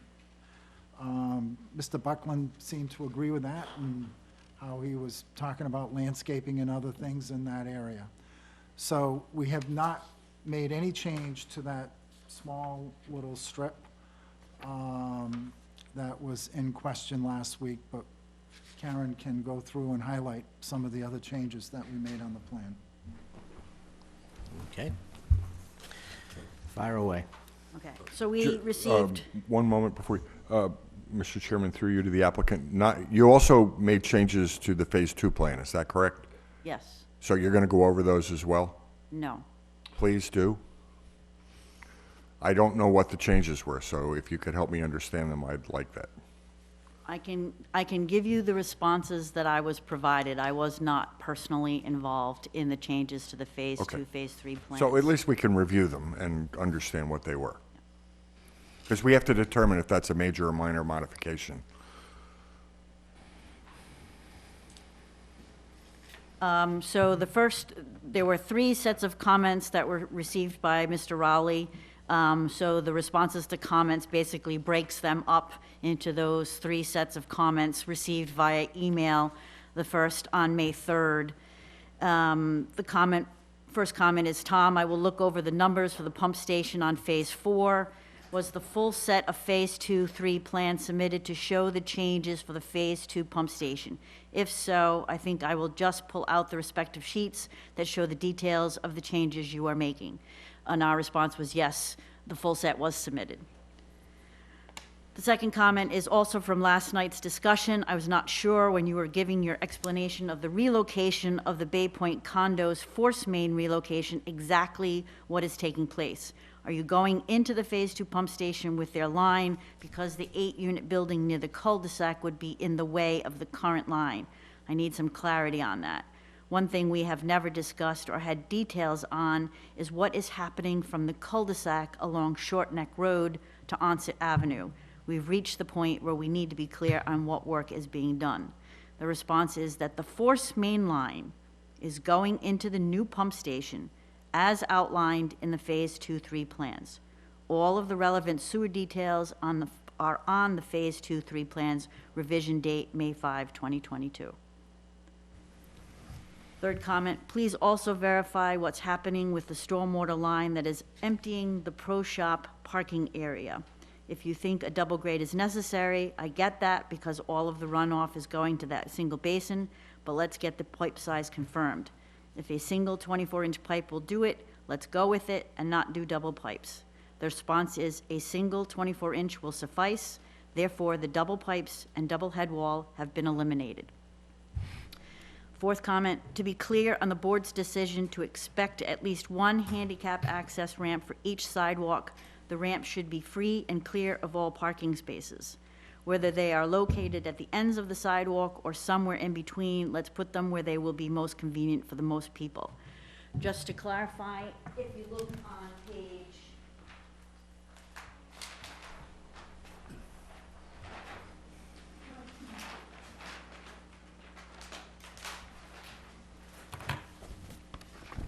of 18. Basically, what we did was, in order to make sure that there was a clear zone in front of each of the ramps, we eliminated the islands in between some of the parking spaces and moved them over in order to make sure that there's a clear space. So each one of the parking areas in front of each building basically has a parking ramp. Building A and B, it's centered between the two of them. Building D, it's here on the end. Building F, here on the end. Building, sorry, that was building E. Building F, here on this end. Building G, here on this end. And the middle building C, here on this end. Thank you. A second set of comments were received on May 4th. First comment, the Phase 2 plans show a detail of the changes in the force main for the Bay Point condos. Sewer manhole 27 is the existing manhole near Onset Avenue. You have a valve inserted in the outgoing line. Shouldn't it be inserted into the existing Bay Point condos incoming line to stop the flow while the change is made? The detail on sheet 21 has been revised accordingly. And again, that's the Phase 2, Phase 3 plans, not the CETA plans. For the equalizer well at the Phase 2 pump station, wouldn't it be better to have the connecting pipe above the operating level of the pump station so that the connecting pipe be out of the area of the well that will collect sludge? Sitting at the bottom of each, it would seem that eventually the line connecting the two could plug up. The response is that in order to mitigate any possible issue, the line connecting the equalization manhole and wet well have been revised to be pitched at 3% to allow for positive flow into the wet well. And again, that's the Phase 3, Phase 2 plans. Comment number 3, looking at the calculations and plans provided for the Phase 4 quad pumps, I have some questions. The storage capacity of the well cannot be 730 gallons. If the pumps operate between 1.8 feet and 2.3 feet, that first 1.8 feet is always full, reducing the capacity of an empty well to roughly 470 gallons. This does not include the gallons displaced by the 4 pumps, so it may be on the order of 400 gallons, depending on how much pump displacement there actually is. The storage capacity above the activation level of 2.3 feet is about 396 gallons. If the pump should happen to shut off due to power failure, and for some reason the generator does not activate immediately, there is only about 10 minutes of storage time based on peak flow of 37 gallons per minute before the gravity line to the well will back up. I think the safe storage capacity of the wet well above the pump start level should be much greater. What are your thoughts about increasing the storage capacity of the wet well so that in case of failure, there is ample downtime before the well becomes flooded and the time it takes to activate the system and get it going again? Even something similar to what you have done for Phase 2. The response is that the diameter of the chamber has been increased to 72 inches in order to provide additional storage capacity. The 65-gallon liquid foot of additional storage created represents an approximately 44% increase in volume capacity. And the third set of comments were received on May 4th. Comment number 1, sheet 3, and these, I believe, are on the CETA plans. The same style line work is used for edging at the garages for buildings A, B, and C, as is used for identifying Cape Cod berm in other places on the plan. Make those differences clear or make a notation on sheet 3 that for buildings A, B, and C, all islands separating garage openings will be surrounded by flush edging and reference the landscape plan where that detail can be found. We have added a note on sheet 3 to indicate the type of edging that is being used and that the detail is found on the landscape sheets. Sheet 4, the location of each head wall shall be shown on this sheet. Place a notation on this sheet as well that details can be found on sheets 14 and 15 of the plan set. Head walls have been noted on this sheet with a notation regarding the location of the detail. So basically, at each head wall location, that line type has been made thicker, and then there's a notation that says that the invert is at the head wall, so it makes it clear that it's at a head wall. Sheet 4, 2 retaining walls are at the rear of building E, one for screening the abutting property and one for the regrading of the stormwater sediment catchment area. According to your fence details in sheet 18, both of these fences will be 6-foot-high screen-type fences. In back of the retaining wall for building F, there will also be a fence, but it will be a 4-foot-high picket fence. Is this correct? Why aren't these latter two fences the same? Response is that the retaining walls behind building E either face the abutter or the infiltration basin. Therefore, the 6-foot fencing is proposed to screen those views. Building F faces the golf course. Therefore, the 4-foot fencing is proposed because screening this view is not necessary. Last comment. From the profile drawings provided for each of these retaining walls, I only see a short section of one wall where the exposed height of the wall is 4 feet. Everything else appears to be within an exposed height of 3 feet or less. Any thoughts on a design that would be more efficient for the exposed height? There is a lot of concrete and reinforcement below grade for such conditions. The response is that, once again, it is the applicant's choice to construct the wall as proposed, which is a concrete retaining wall. I would like to give you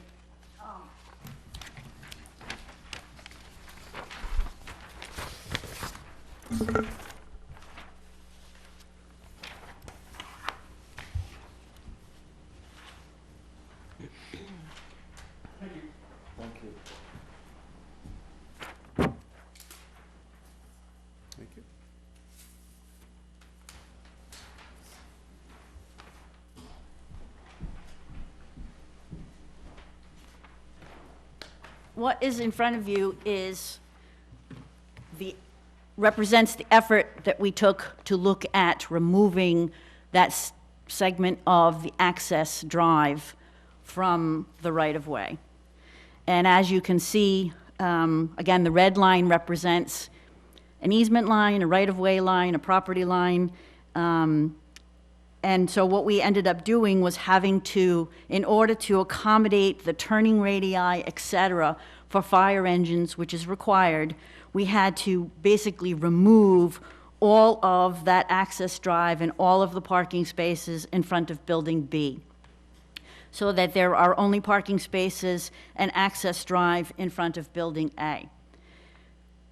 This is not a reasonable expectation as far as parking for the Building B units. As well, it is not what was shown to and approved by the fire department. They prefer to have the access in front of the buildings, as we had previously shown it. In addition, as you are aware, last Monday we had a legal opinion that it is the applicant's right to be able to place those items, the access drive, landscaping, et cetera, within the right-of-way, which is a private right-of-way owned by the applicant. And this property on this side of that line will also be owned by the applicant if this project is approved and moves forward.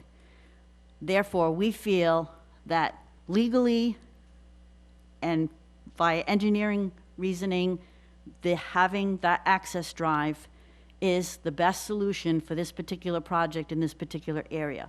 So while I'm showing you what it looked like, to prove to you that we did in fact take a look at it and analyze it to make sure that we were making the best possible decision as far as this is concerned, we believe that keeping that access road, the parking and the landscaping as we showed it on the plans that you previously saw and also have in front of you this evening is the best possible solution. Thank you.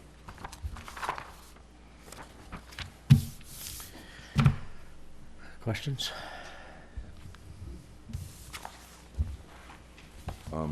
First, Mr. Chairman, I didn't take good notes. Last week, you were taking some notes on some conditions that we agreed to. Can we make sure that they get into the document that Aaron is preparing? I didn't think they were in the one I reviewed. Yeah, I have my list here. Okay. I'll get that to Aaron. So maybe we can read that out. So I have a question, and I recognized last week when we talked, and you kindly, or more than kindly, made the concession to do the curb cuts. You didn't want to do creeping ADA requirements, and I'm not trying to do that. My question is where we do the curb cuts, can we do those, one of the citizens came up, can we do those yellow dimple things that could be done? Yes, we're planning on doing that. Thank you. That seemed like a reasonable, That's the matting. yes, so that you We feel had it. discussed that. We're planning on doing that. Thank you. So I think, Mr. Chairman, through you to either Aaron or Mr. Rowley, there are some changes to the Phase 2, Phase 3 plans. First, I want to confirm that because there are changes to the plans, that we have to make a determination as to whether those are major or minor modifications. Is that correct?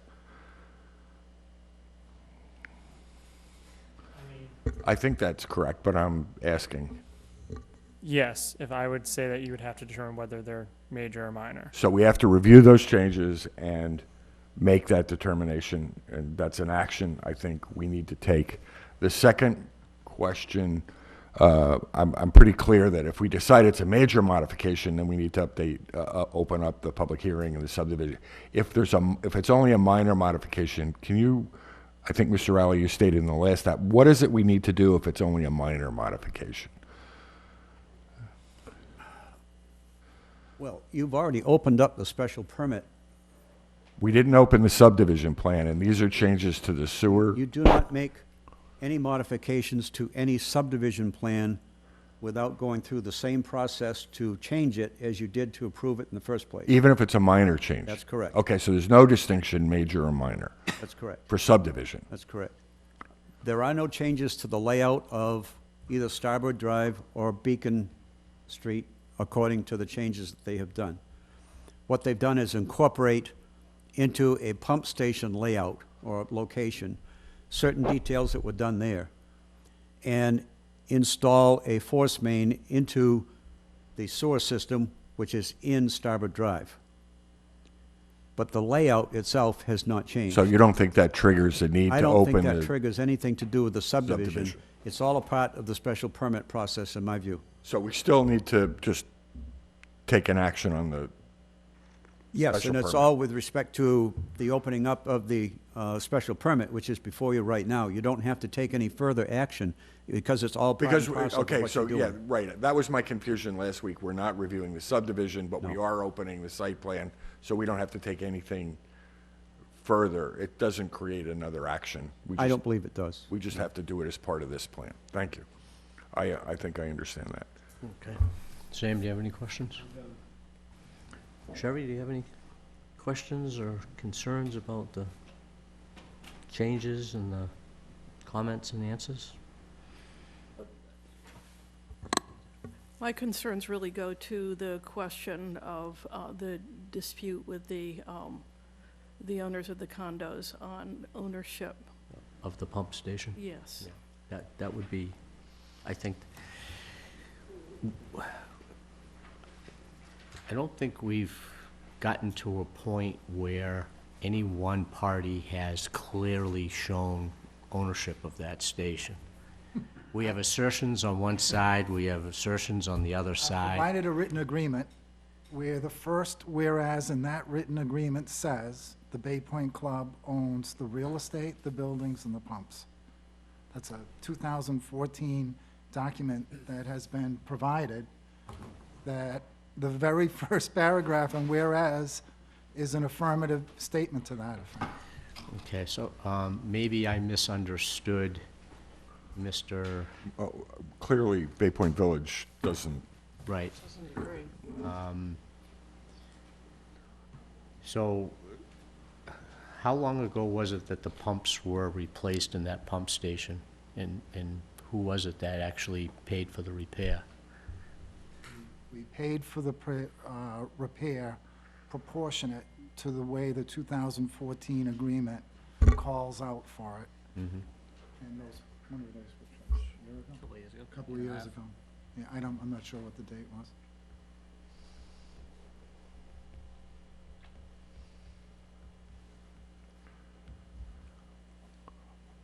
Find that letter.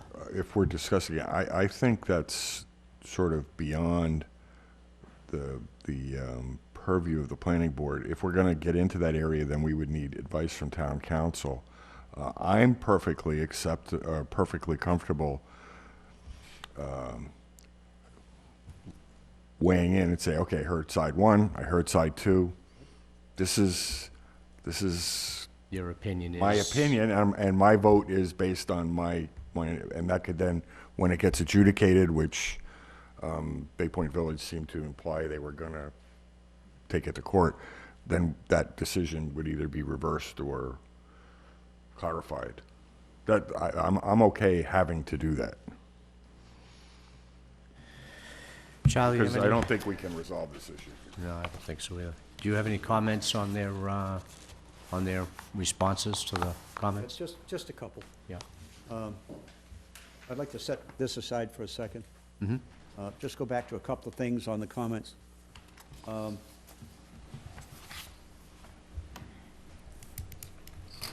On the second page of the comments, and just so that you know, I sent these comments directly to Tom Principi, because I thought that the fastest way to get them resolved was just to have the discussion between the two of us. So what you're seeing is exactly the way I wrote my emails and the exact response that I got from him. So in comment number 2 in the second page, where I suggested that the pump station, which is on Starboard Drive, is to have an additional holding tank, shall we say, put side of it. And there's going to be a connecting pipe that goes from that holding tank into the pump station that was originally designed. The reason for that additional tank is because that's where the flow from Bayview Village It goes into and that first the tank. additional flow from the units for the phases under consideration would go. So they put that extra holding tank, shall we say, in there. But what they did was connect the two pipes, or the two basins, with a pipe at the bottom. Mm-hmm. The activation point for the pumps is somewhere above the bottom. It never pulls the water down in the pump station right to the base of it. There's always a certain amount of water level in the pump station. In that area, it tends to collect sludge. The pipe that's in the holding basin goes directly into the bottom of the pump station, where the sludge will be.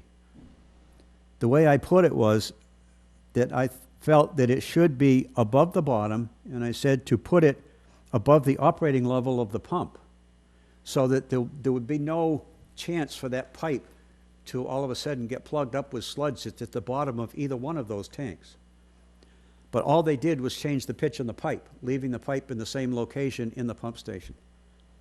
So if they're satisfied with that, they're going to end up possibly with that pipe plugged up at some time. And somebody's going to have to go in there and clean it out, because it's depending on that pipe for the access from the overflow tank into the main pump station.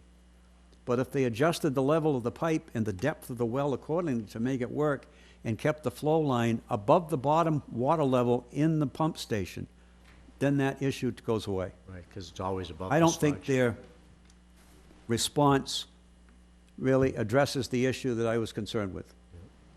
If it wasn't for the sludge, I wouldn't worry about it, but I'm certain that there will be a buildup of sludge over time. It's just a matter of the beast, that's all. Yeah. So that's one thing. Can we just address that real quick before Sure. we move on? Yeah. So, Tim, do you think that that's really a hurdle that we can't get over just by raising that pipe up? And Do we have a sense of that? Do you have? Yeah, the thought process was to increase the holding capacities. If you have both pump stations going on at the same time, it would allow it to have extra capacity. So it was meant to almost just to be a similar tank, and that's why kind of the line was at the bottom, because they would both fill up equally coming from Right. both sides and go. So, I mean, we could also do a can you do a second? second pipe. That's what I was to just do an thinking. Overflow, kind of, in case it kind of builds up the sludge, because it should take from the bottom and almost act as one tank, is what the attempt was. Well, Was if- trying to act like if you just made a bigger tank, it would be the same thing with the line coming Well, in. that's- So that's what we were trying to do. Yeah, but that's not really addressing the issue. Can we put a second fact- pipe at that level that you're suggesting as like a safeguard? If I could, I wish I had a picture, I could draw you a picture of it, but picture two tanks at the same level. Yeah. inside one tank, there are these two pumps. But the activation point inside the pump chamber is about this much above the bottom of the tank. No, I understand that. I understand what you're saying. Then from here down to here Right. is where you can get the accumulation of sludge and Sludge. stuff in the bottom of the tank. Yep. Well, if there's a pipe coming out of another tank, which is at that same level, You run the same risk, it could build up sludge at the bottom of it too, right? and potentially block that pipe from allowing the flow to go from one tank to the other. But if you take the pipe off the bottom, where the sludge won't be in that area, then the water will always flow and the sludge will settle out. Doesn't mean you don't have to maintain it, but the potential for that pipe plugging and then all of a sudden have a backup in that second tank would be eliminated. sludge in that space the Yeah. bottom. Right. So it's a matter of adjusting the levels to where the pipe coming out of the first tank is above the is- sludge level in the second one to keep it clean, that's all. Right, no, I understand that completely, and I understand Chris's point, which is by moving that pipe up to that 1.8 feet or whatever that number is, you're losing that storage capacity. You will lose everything if it plugs up. It'll lose everything up to wherever you put the overflow. Right, but That's why I'm saying, can don't he leave it have, there. is there an engineering reason why he can't have two pipes?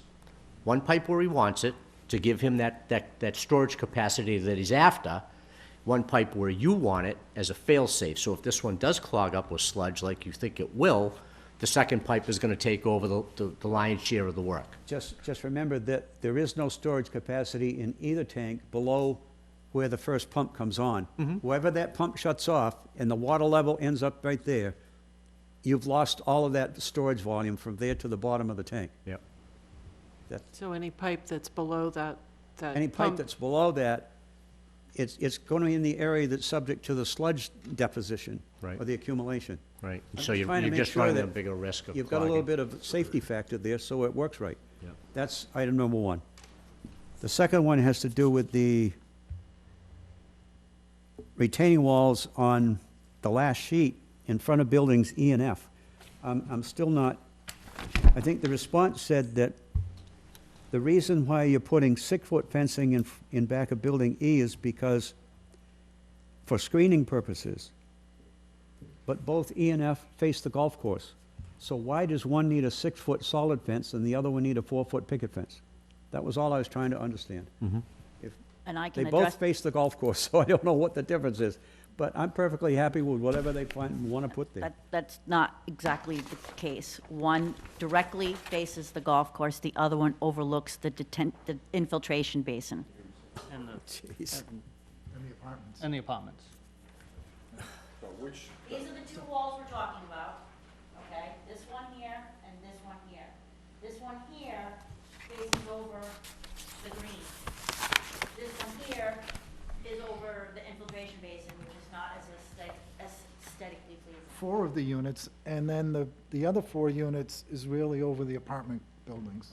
So it doesn't have a view. We're looking at the view, and so we put the screen fence where we don't believe we have a view, and did a picket fence where we believe we do have a view. That was the difference between the two. Okay. Okay, And the only purpose of that fence is aesthetics. Correct. Or, well, it's a little And safety. screening, yeah. Safety, you don't want somebody walking off the edge of the, Yes. Yeah. The fencing in general is for safety, right. The height is the aesthetic issue. correct. Thank you. okay.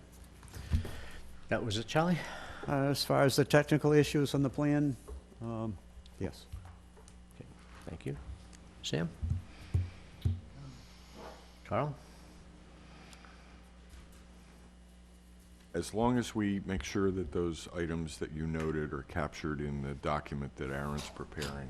I will hand this to Aaron before he leaves. And we note the agreement, well, I don't know if we need to note the dimples, you've agreed to it. I don't know if we need to note that in the plan or not. Huh? That's what I'm saying, now that yeah, there's no need. I was just, Agreed, it's agreed, so we, yeah. what the plan is.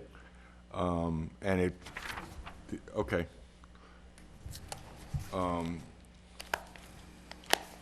So, At this point, I mean, if we take a vote, I don't know that we need to take a vote tonight, or what your plan is, but I'm okay. okay. Sherry? Mr. Chairman, I would be, well, I will not be voting on this, so my comments are more in the nature of trying to move things along.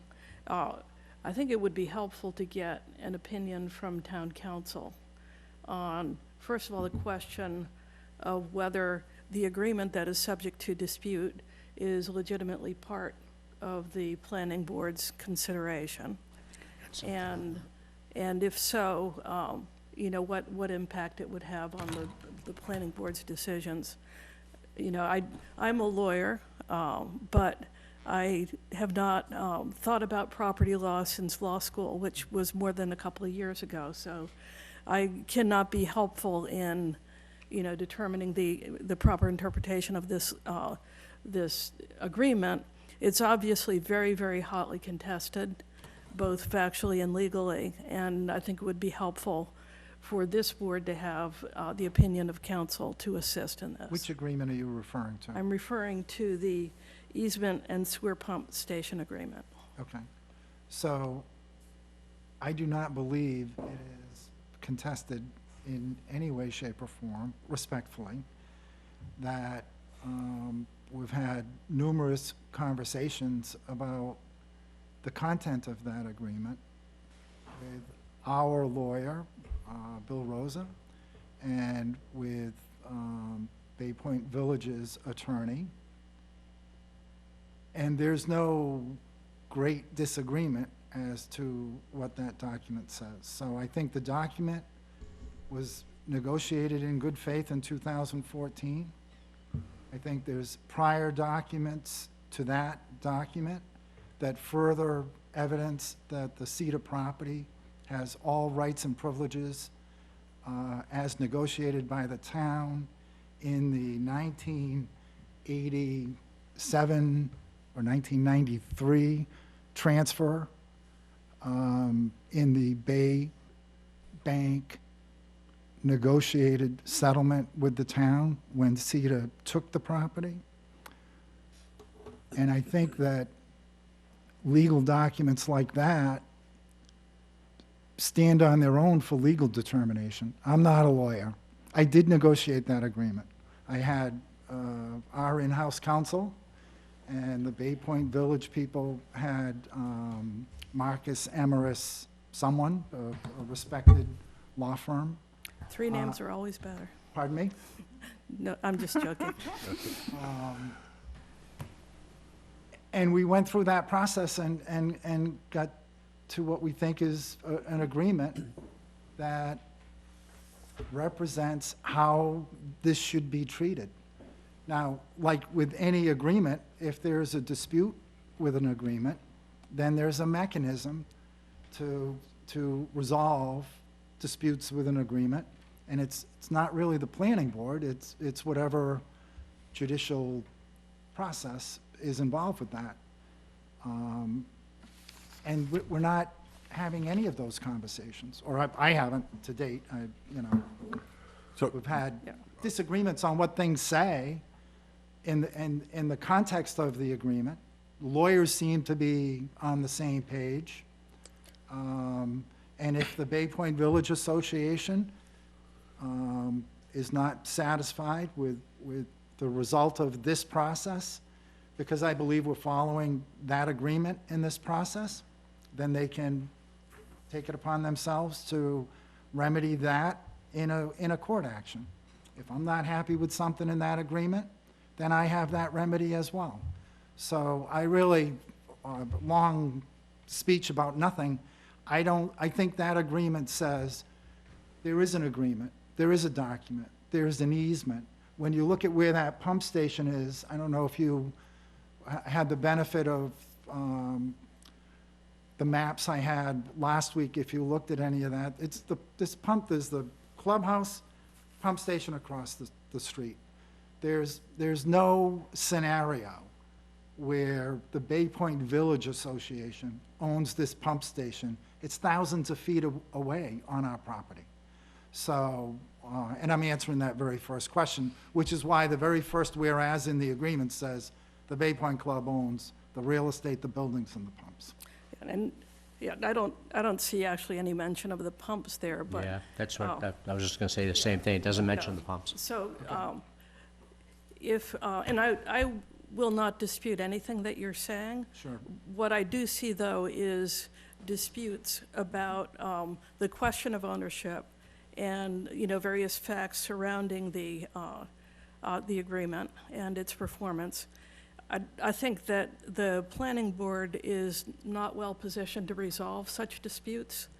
We're not a court of agree. law. We're not. And so what I would prefer is to get the assurance of our counsel that we don't have to, that, that by proceeding, we're not, making any determinations that are in fact not proper. Charlie, can we put that as a COA of approval? Right, so it's important to note No. that we're not tying into that pump. We've created a new pump station that these 52 units flow into, and we're taking that to a new pump further down the golf course. And the pumps that are in that conversation are unaffected. We're not tying into that pump house. This is a pump station that is 500 yards away. It's a new pump station. So we're not bringing any effluent, we're not in any way, shape, or form tying into that existing pump station. I think that's an important point. Yeah, I think the only concern for the Bay Point people, whether it be founded or not, is that by redirecting, once it leaves their pump station, it no longer goes directly to the connection on Onset Avenue. It's now interacting with pump stations that are not under their control in any way, shape, or form. Which has already been approved. That was approved in phase two. We already approved. That's already, that horse left the barn with the phase two approval. We're trying to be fair to everybody, Tim. Pardon? We're trying to be fair to I understand. everybody. That we don't, there's not gonna ever be any impropriety of, one-sidedness in this room. We're just gonna make sure that everybody gets heard. We'll take all the information, whether it's founded or unfounded, and try to make the best decision that we possibly I can. respect that. The pump station, the new pump station was approved in phase two, is well underway. We're in the middle of that phase two work at the moment, and I did not believe that any of the phase two pump station was part of this conversation, so imagine my surprise. I apologize for my reaction. Okay, any other comments from the board? Mr. Fay, you mentioned you didn't think there was a dispute. Did you have the opportunity to review the letter we got from Mr. Salem after the May 2nd meeting?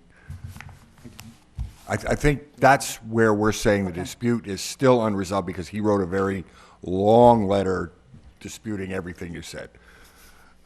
From my presentation last week? Yes. Okay, then there's obviously a dispute. No, I have not read that letter. So it's posted, Yeah, my bad. No, I'm just saying, that's why I think we said there's still a dispute. Sure. Duly noted. Okay. If there's no other comments from the board, and you're done presenting, I Yes, we are. will open it up for continued public hearing. If there's anybody that'd like to step forward. Say anything different? Hmm? To say anything different? To say it right, it's gotta be new information. Please don't Say- give us the same information we've already been receiving.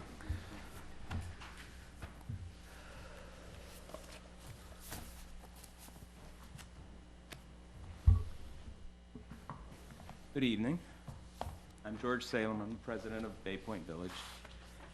And I've already said what I had to say in 2 letters, but I can answer any of your questions. My biggest concern tonight was I found most of the conversation moot because I thought that I proposed something that we could all agree on. We sent those 4 provisions. We agreed to this system where our force main, first of all, in the sewer agreement, it says that our force main cannot be, that pump station 2 cannot service our village. And if we put our force main into pump station 2, it's servicing our village, so it's against the agreement. And I understand that that was part of the Phase 2, Phase 3 planning board last year, but it's still a recorded agreement. But we don't want to hold up this project. We've been trying our very best not to hold up this project in any way. So we agreed to the equilibrium tank, provided that Mr. Fay would agree with the 4 provisions. And we sent that to his lawyer, Attorney Rosa, and we haven't heard back anything yet. So that was going to be my question to Mr. Fay through you, Mr. Chairman. Is he going to agree to those provisions? One of them's been met because they mapped out where the force main and the equilibrium tank is going to be on the latest modification to Phase 2, Phase 3 engineering plan. But I would like to know what he thinks about the other 3 provisions. So that was going to be my question to Mr. Fay through you, Mr. Chairman. Yeah, I don't know. Trying to develop an agreement between the 2 parties, again, I think that starts getting outside of our purview, so I don't know if this is really the right. I would just have your attorney reach back out to his and say, you know, are we gonna get an answer from you, or are we gonna hear crickets? What's the deal? Okay. Well, the reason I brought it up is we don't want to have to appeal any decision, but, so that was my, actually, I've already stated what I had to state in 2 lengthy letters, and if you have any questions on any of our positions, I'll be glad to answer them. I think they're a lot more sound than maybe, well, Mr. Fay is giving them credit. So I guess that's all I have to say right now tonight. I thought we could save a lot of time if we got to that point where those 3 provisions were met, and then we could just move on. Can I ask you, does anybody have any questions for me? I don't have any new questions. Read all of your letters, thank you. I Yeah. don't have any questions. Okay.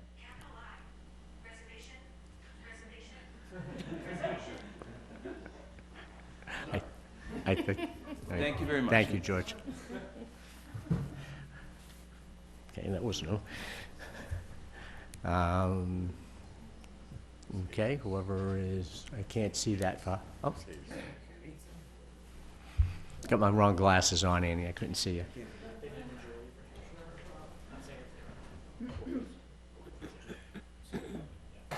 Annie Hayes, Farmers Lane. I want to know how this article on the sewer moratorium affects this plan. Are you aware of that? Mm-hmm. Yeah, I read it. And do you have an immediate answer? Maybe for the general public, there was a meeting on the 29th of April. The commissioners reported... I know the answer. Excuse me? I was going to tell, you finish your thing. I've already investigated this, but Okay, so you have the answer. I have the answer that the planning office provided me. Okay. Happy to hear it. The commissioners reported that after taking into account the department's commitment and current flow, the system is currently running at more than 80% capacity.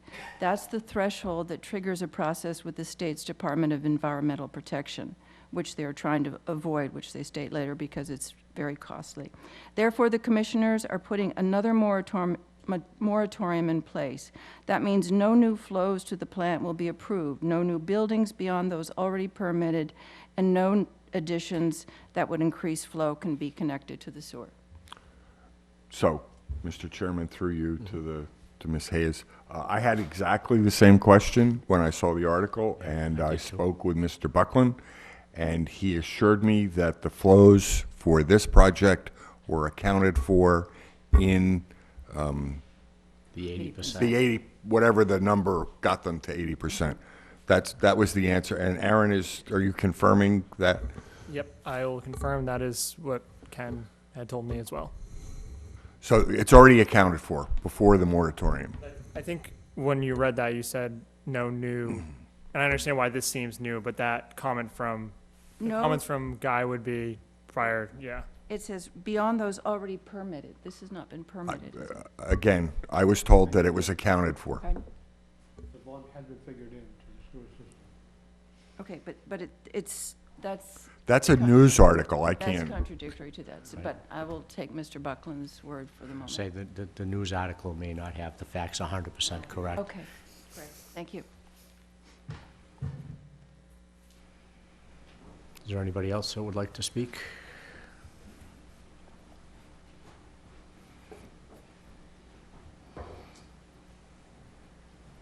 Here's Susan, 39 Bay Point Drive. Has the punch list been submitted yet? That was an item we talked about last week. I have not seen it, no. Okay. No punch list. And the other item is, last week we talked about responsibilities for each of the pumping stations, where in the new plan, we're going to be subjected to a second station for our waste.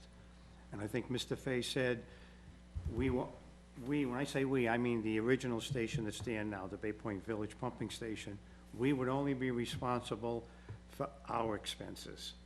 Once it goes beyond our station, all other operating and maintenance expenses for the second station will be the responsibility of phases 2, 3, and 4, and not us. That's what I understand. Right. I mean, if I'm wrong, I mean, I can be corrected. Tim, that is correct, right? So the Bay Point Club Right.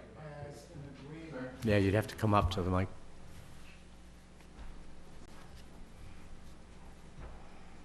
The Bay Point Club has an agreement with the Bay Point Village Association that includes the first phase of development that we did, the first 28 units. That will stand alone now in the condition that it is in, and those expenses will continue to be shared in accordance with that 2014 document between the Bay Point Club and the Bay Point Village Association. That's not going to change. The 56 units in phases 2 and 3 and the 52 units that are before you this evening will be sharing the cost of the new pump station, the second pump station, the pump station down the line. So the original agreement with the Bay Point Village Association and the Bay Point Club will not be incurring any expense for the operation and maintenance of the second pump station that is. Okay, so he's confirming what you're, I agree.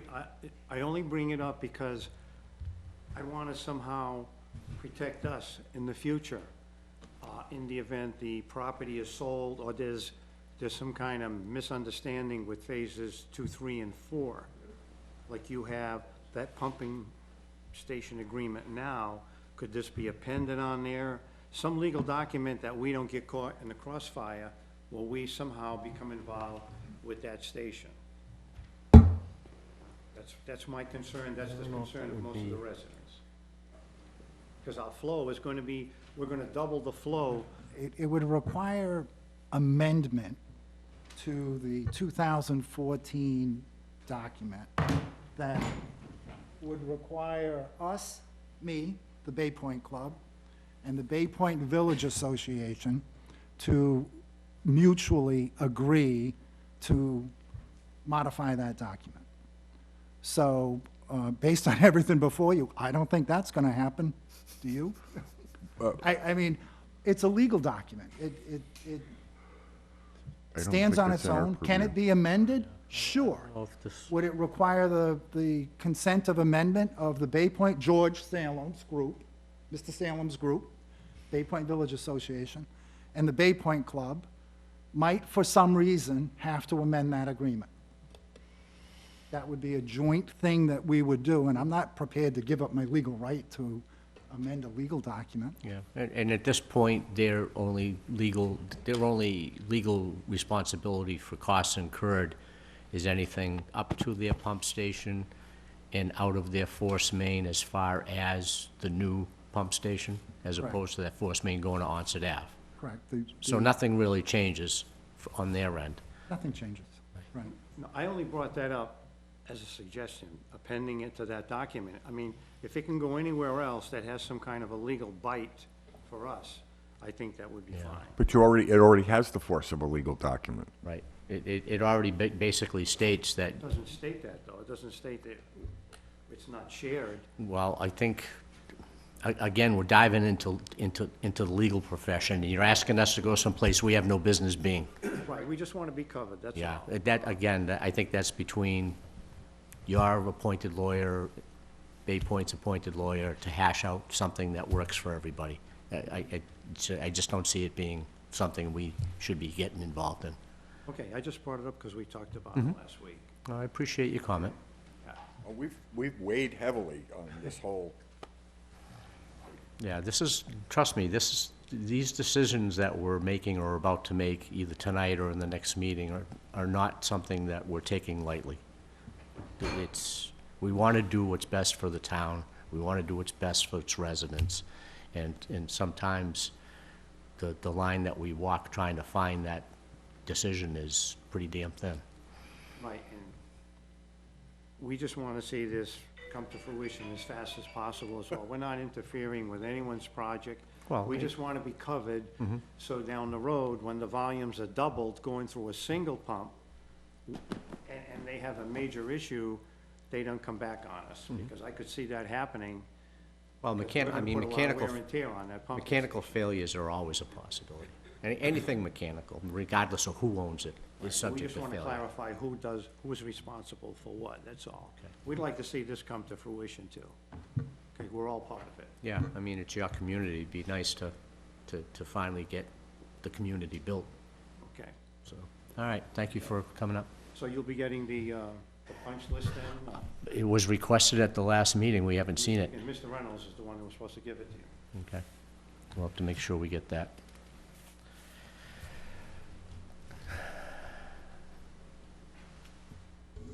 I move that we close the public hearing on, I gotta read the name of the Mr. person. Schultz, may I make one Oh, point? sure. Clarification, can we read into the record the letter from the commissioner that there's no wetlands? We wanted to get that. Oh, yes, we did get that letter. I moved beyond that, so, Let me see if I can And find my it. only good other, idea. fine if you want to close the hearing, but do you plan on submitting any more revised plans, or is that the last one? No, I think we're. You're good with the plans, we're because when good. you, obviously you guys, when you close right. it, nothing else new can come in for information. So if you're satisfied with that, then, All right, but can we read the letter from? I don't have it with me, Mr. but I have a copy. You have of it. I can You have pull it? up Go online. ahead. Go ahead. We'll read that letter from Mr. Pichette. That's short and sweet. Can I quote one more time? Let One- us get one that moment. letter read in first. Do you, oh, wait. It'll take a minute to run. All right, I'll race you then. Okay. How much? I don't know, projects, 3631, it's 3621, I'm sorry. All right, Bay Point.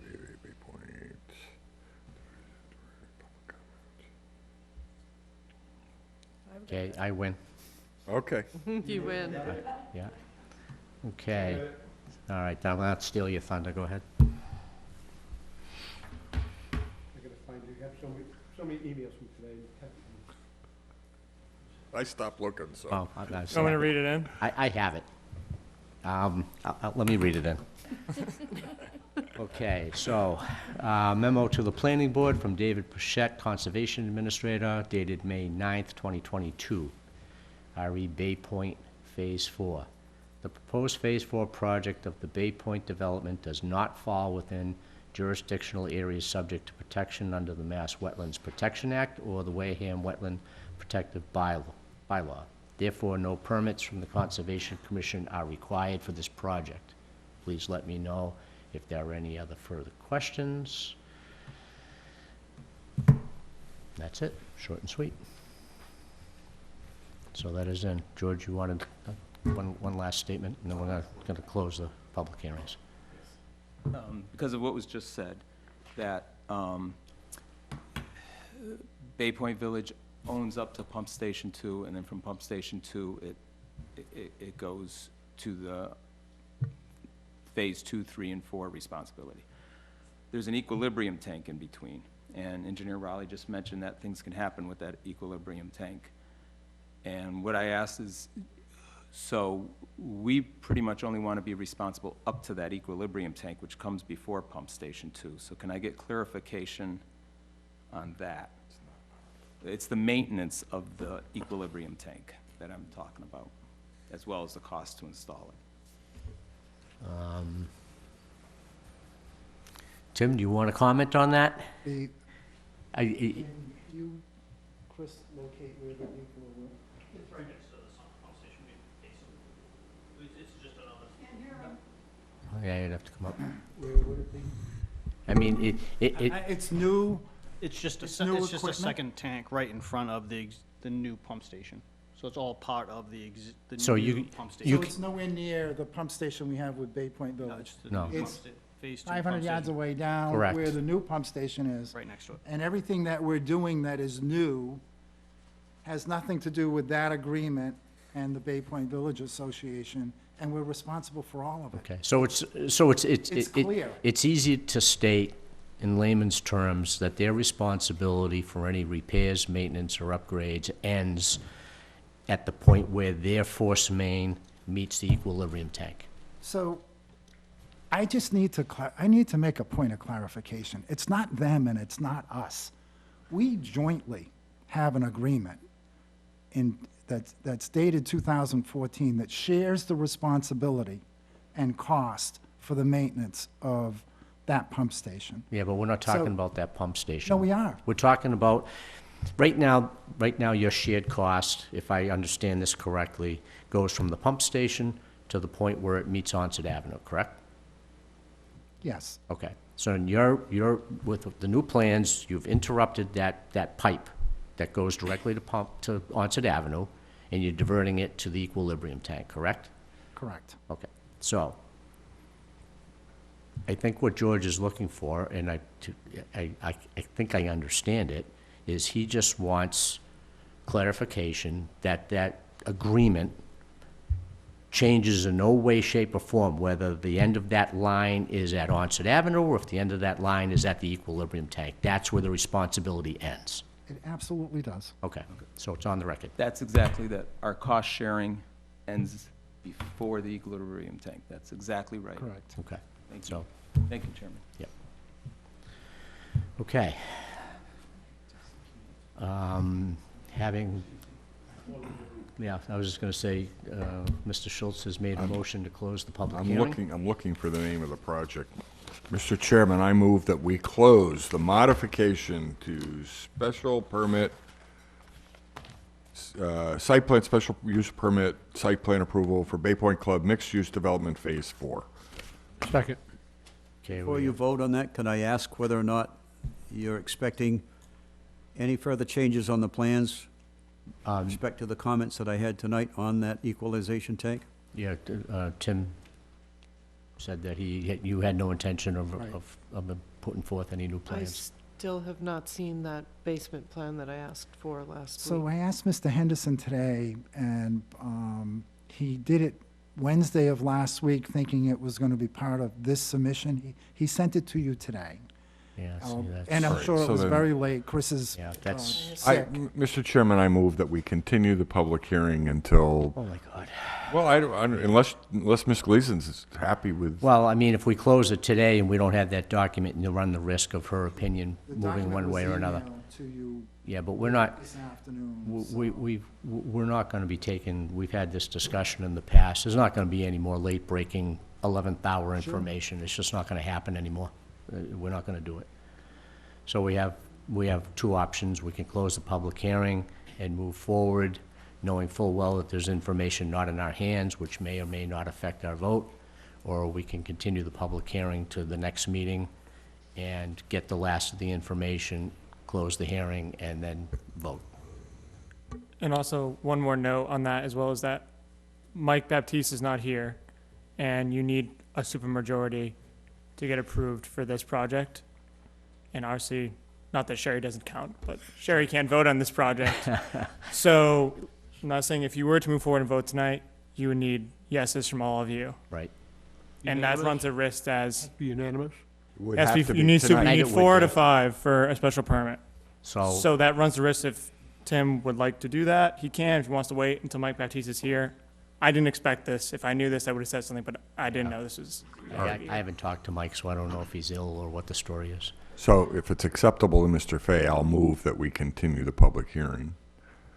If that's the wish of the board, then absolutely we Yeah. will be I mean, I think as in much as we. agreement with continuing the public hearing. Yeah, And, I think as much as we want to bring this to fruition, yeah. we want to do it so that The it's. missing document, though, is really dimensions on the garages underneath the building, and I know, I saw that late this afternoon, and we're disappointed that it didn't get submitted Yeah, and just- included. And we don't have, Mr. Salem, I think, mentioned it, we don't have the punch list that we had discussed that was supposed to be put forth by your team, so.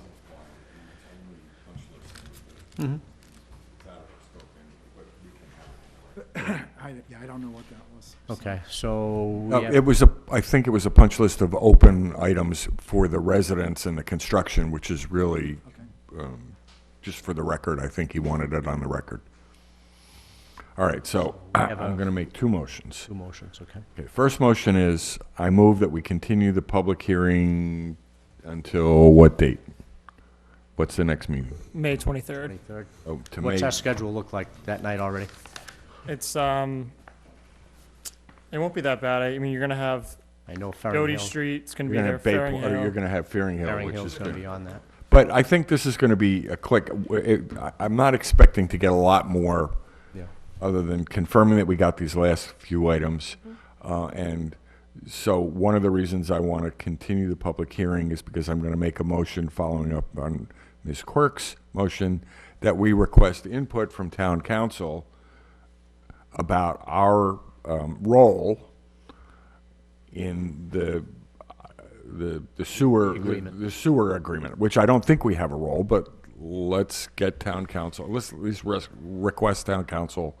So there's 2 motions. So let's move to close the, To continue? Continue the public hearing until May 23rd. Okay, we have a motion on the floor to continue to the 23rd. Do we have a second?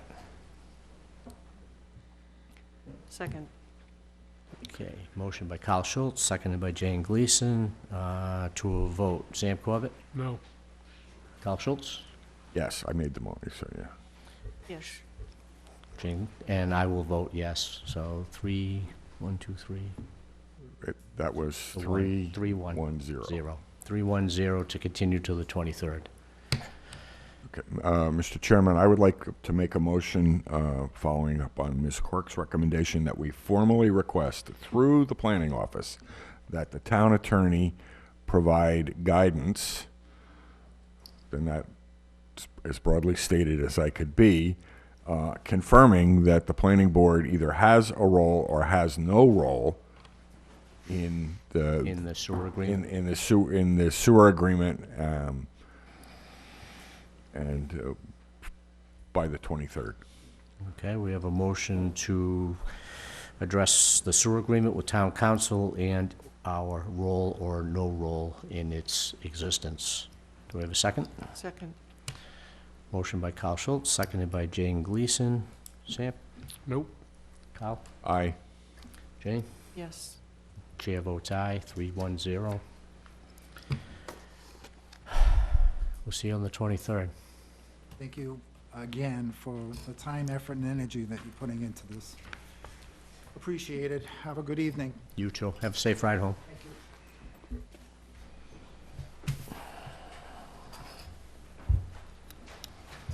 Our attorney can't say No, I just was looking for, do we have a role? That's what the motion said. Email came in 6:20. I don't think we. Yeah. Well, I would have voted, I was ready to go, except Ms. Gleason said she has more. I was just trying to support you. This one looked pretty good. I saw a regular review. It looks like it was pretty well done. This one. Yeah, should work out all right. Mr. Chairman, through you to the planning office, given that we've extended this project yet again, I'm requesting the planning, Aaron, can you make the modifications to the anticipated agreement? Should the, Oh, yeah, no, this will be ready, you guys will have read it, and this will be ready to be signed. trigger. should we vote positively? If we vote negatively, that's a different, Right. that's a different document. And let's make it number 1 on the agenda, Yeah, so we can, as long as, yeah, we can do that. I think we should be able to close it pretty quickly. I don't think No, there's that's, yeah, that's a why I lot said, more I don't comment. think the length is gonna matter, because I think it was basically done, just, you know. But I think also Mike Baptiste not being here, right, that was the thing that gave me pause, was Mike not being here. he could have, I mean, he could have went forward and did it, but he, you know, it's up to him, he did what he wanted to do. Well, I think Mike would be upset if he didn't get to weigh in on this, especially with all the work that he's done on it. Yeah. All right. No, I understand completely, trust me. I would much rather this not be part of my life anymore. Yeah. Continued public hearing, agenda item number 2, hearing a possible vote. Number 2-22, site plan review, 3 Kendrick Road LLC, map 108, lot 1006C, Crumpet Manufacturing Facility.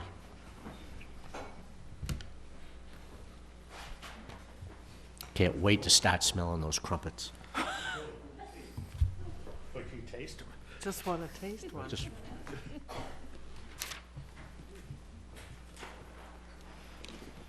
So, let's see, we received a letter, you want me to start? Yeah. We received a letter from Charlie, he conducted his technical review of the project. We provided, back to him a response to the half a dozen or so items that were, raised. I think he replied back with a pretty much clean letter on our replies and responses to it. And there were really nothing of any major consequence, some comments relative to snow disposal areas, and grading out by Thatcher Lane where we had our little stormwater drain emitter. You know, you'd like to have that pulled back a little further up on a piece of flatter land, which we did. Added a couple of additional landscaping trees across, some white pines across the corner of the lot over there by used tire warehouse. I can show you where these are all on the plans. There were some just informational comments relative to stormwater and what have you. There really weren't really too many things to bring up. One thing we talked about was any site lighting. There's a facility sign in the front of the building now. We just imagine the panels are gonna be replaced on that. You know, it's not a place where customers will typically come into.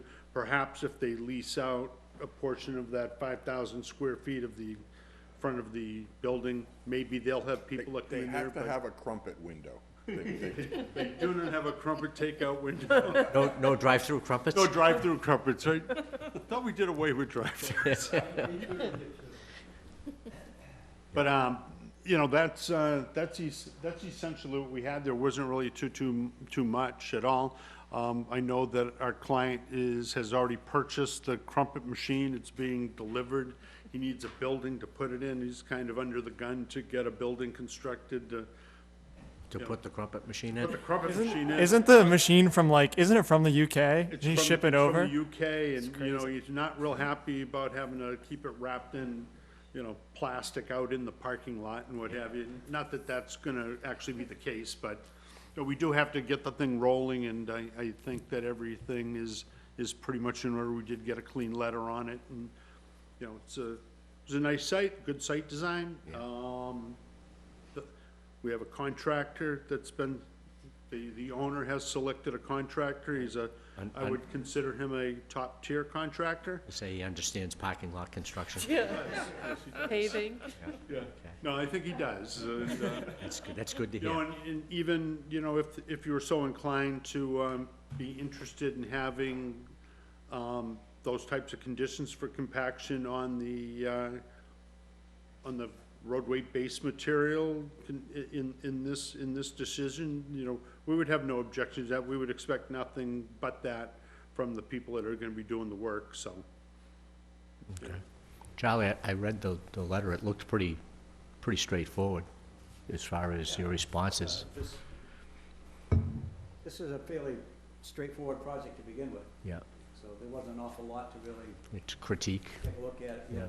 Yeah. Just a little bit about the landscaping, which Bill has mentioned, and the only question I had was verification that there's lighting on the entrance. It's on Kedrick Road, whether that's sufficient, that's all.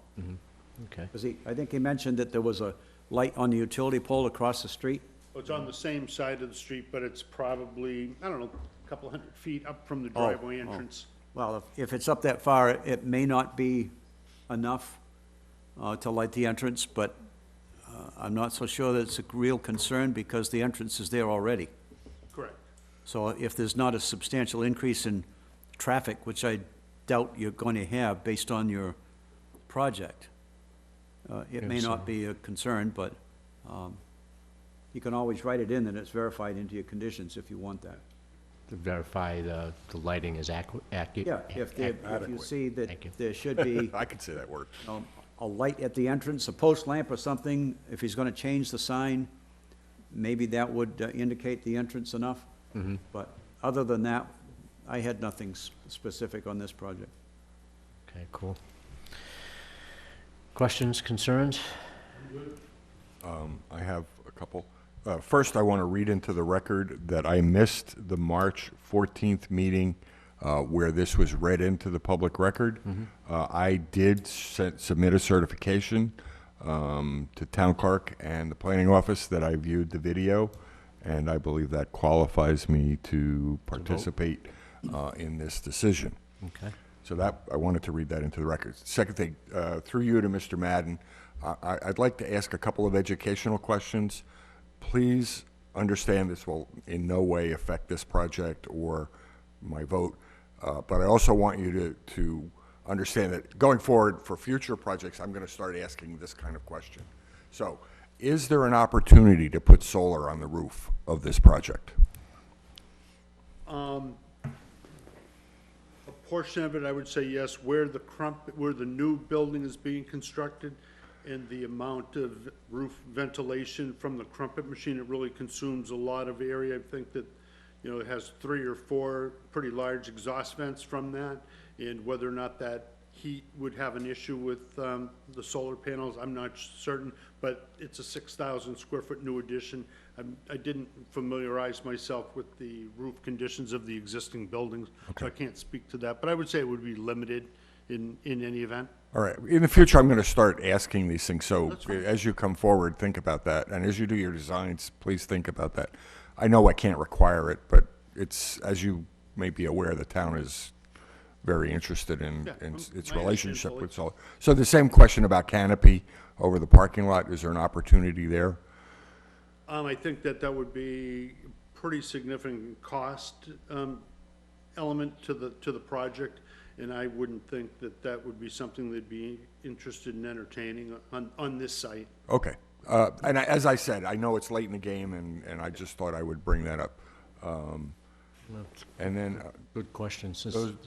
in the future, I'm going to try and remember to ask those questions, and as you come before us frequently with your designs.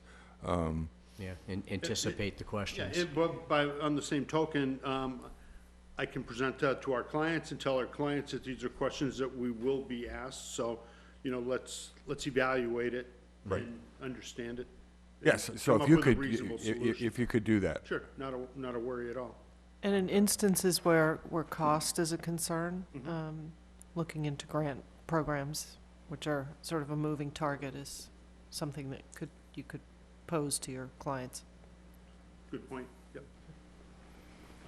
Just piggybacking on that, I wonder if there are, and I'm asking this to you as an engineer, like heavily involved in this town and a lot of similar work, and specifically with regard to the, you know, the canopies over parking lots. Do you know of any third-party vendors who would come in and lease that space and develop solar in that space.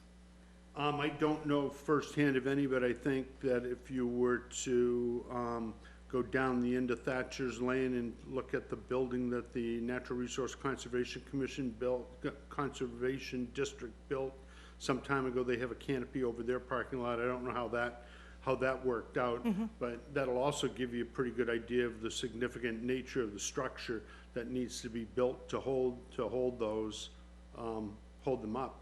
But I don't know firsthand, but that's the only example that I can point to with a parking area in Wareham on a project that we worked on. That canopy was put in well after the project was constructed and whatever, and they kind of fitted around stormwater management in the parking lots, but that's the one that comes to mind immediately.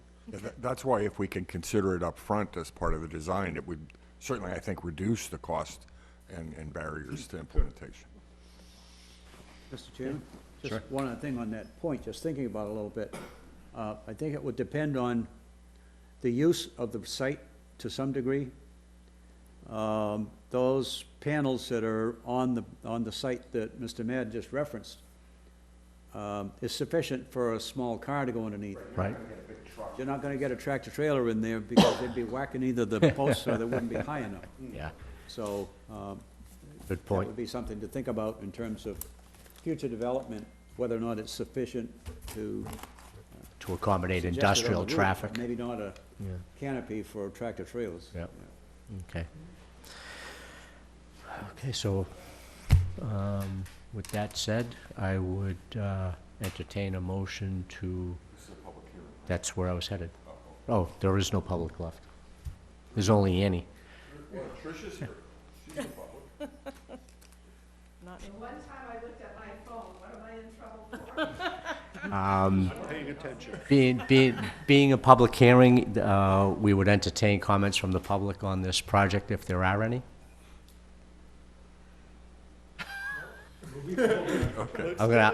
Not seeing any, not hearing any, I would entertain a motion to close the public hearing. I move that we close the public hearing on the drive-in driverless window crumpet factory. I'm sorry. I move that we close the hearing on 3-22. 3-22, site plan review, 3 Kendrick Road LLC. 2-22. 2-22. Wrong glasses again. Oh, 2-22, 3 Kendrick Road. Yes. There we go, 2. Do I have a second? Second. Okay, a motion by Carl Schultz, seconded by Sam Corbett. To a vote, Sam? Yes, aye. Carl? Aye. Jane? Yep. Can we let Sherry vote on this? Closing a public hearing? Unless she was a part of the She wasn't other part of the, discussion. I don't think you were part of the original, were you? I think I saw it, but was not on. Yeah, I don't think you were here yet. Okay, so, chair votes aye, 4-0.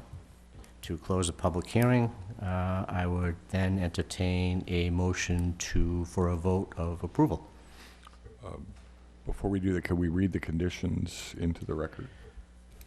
Conditions, what have we got for conditions? We have verifying that the lighting at the end of the driveway will be sufficient at some point in time in the future. Yeah, they have a copy of the Oh, they've decision. got the whole thing? Yeah. Was that in the decision? That's not, my suggestion would be just to note your approval, the conditions here and that, and also the ones that you would want added to it. And after, I can add those in, and it should be good to go. But Okay, the rest so- of them are, So the granting of site plan approval is based on the following considerations. and there's lots of considerations, so I There's a don't want hell to of read a- every single one, but maybe you could summarize or, Summarize Or just- this novel. or just be like with the conditions in this, you know. Do we normally do that, Mr. Chair? We don't. Why do it? I think it's important that we do it. I've always felt that way, but if you don't want to, we don't have to. I mean, this is lengthy. I think it would, I'm on page 3, number 19. I mean, we're gonna be here till 12 o'clock. I would say, entertain a motion to approve based on the conditions and considerations listed in the Town of Wareham Planning Board decision case number 22 as presented by the planning office. With the addition of verifying the driveway lighting be sufficient at a later date. So moved. Do we have a second? Second. I was gonna say, don't everybody jump at once. Motion by Sam Corbett, seconded by Jane Gleason. To a vote, Sam? Aye. Carl? Aye. Jane? Aye. Chair votes aye, 400. Thank you. Thank you so much. I was gonna put a condition in for a drive-through window too, but I held back. It's all right. I was gonna put a condition you turn your phone off.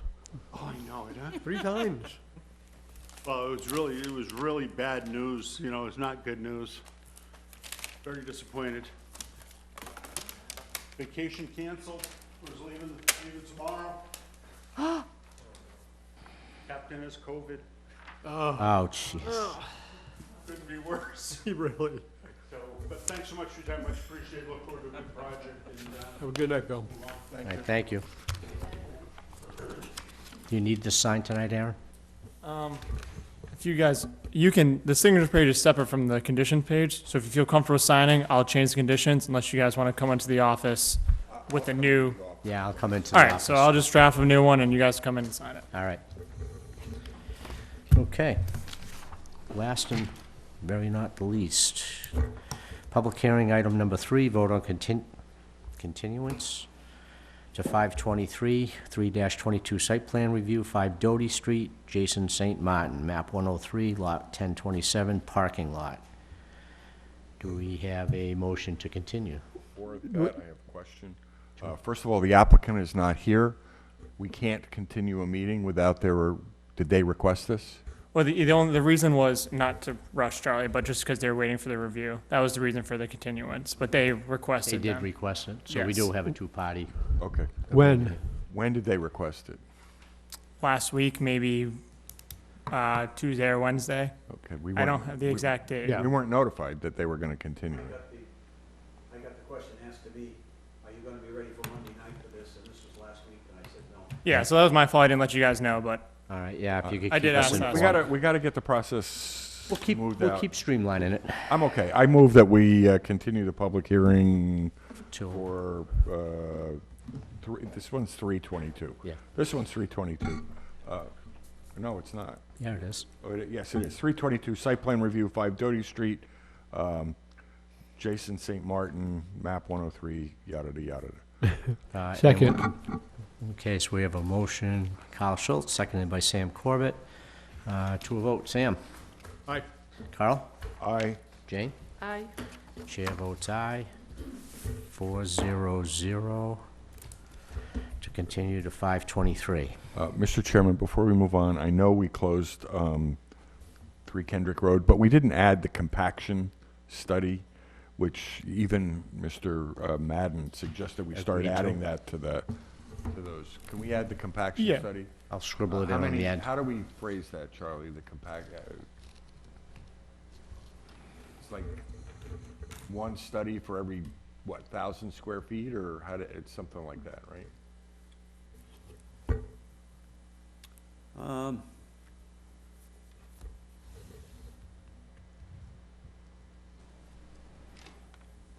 That's why I hate Gotta think when we about rush it. these things, 'cause we- all right. If you want to put compaction, proposal for compaction test Mm-hmm. will be submitted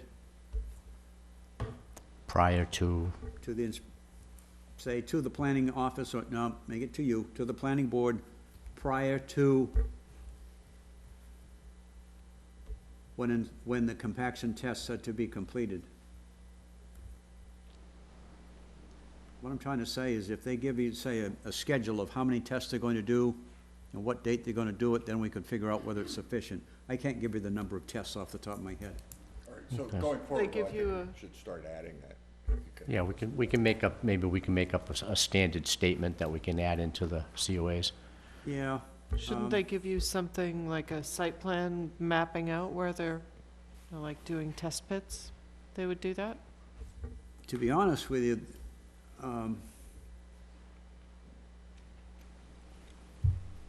the compaction tests in and of themselves, it depends on where it's taken. In the case of the projects that JAF presents to you, they have a 6-inch layer of gravel, another 6-inch layer of gravel, then 4 inches of dense grade, and then their mix on top of that. The important place to do the compaction test is with that first 6-inch layer, and then the next 6-inch layer. If you don't get the bottom compacted, I don't care what you do at the top, it's still gonna be loose at the bottom. So, to say that you just want compaction tests doesn't mean much. I mean, they told me at Master Millworks they had compaction tests. Yeah, suppose they did it on the first part too. But it didn't work that way. Well, we want to see the results of them, which we didn't get. So, I need to think about it a little bit as to how you do it, because it's gonna be different for each project. So if you wanna make a general statement, just let me think about the general statement and how you would incorporate it going forward. Okay. Maybe we don't need to do it this time, and give Charlie time to think about it in the future. Yeah, so we put together a good statement. Okay. Okay, I withdraw my comment. all right. Okay.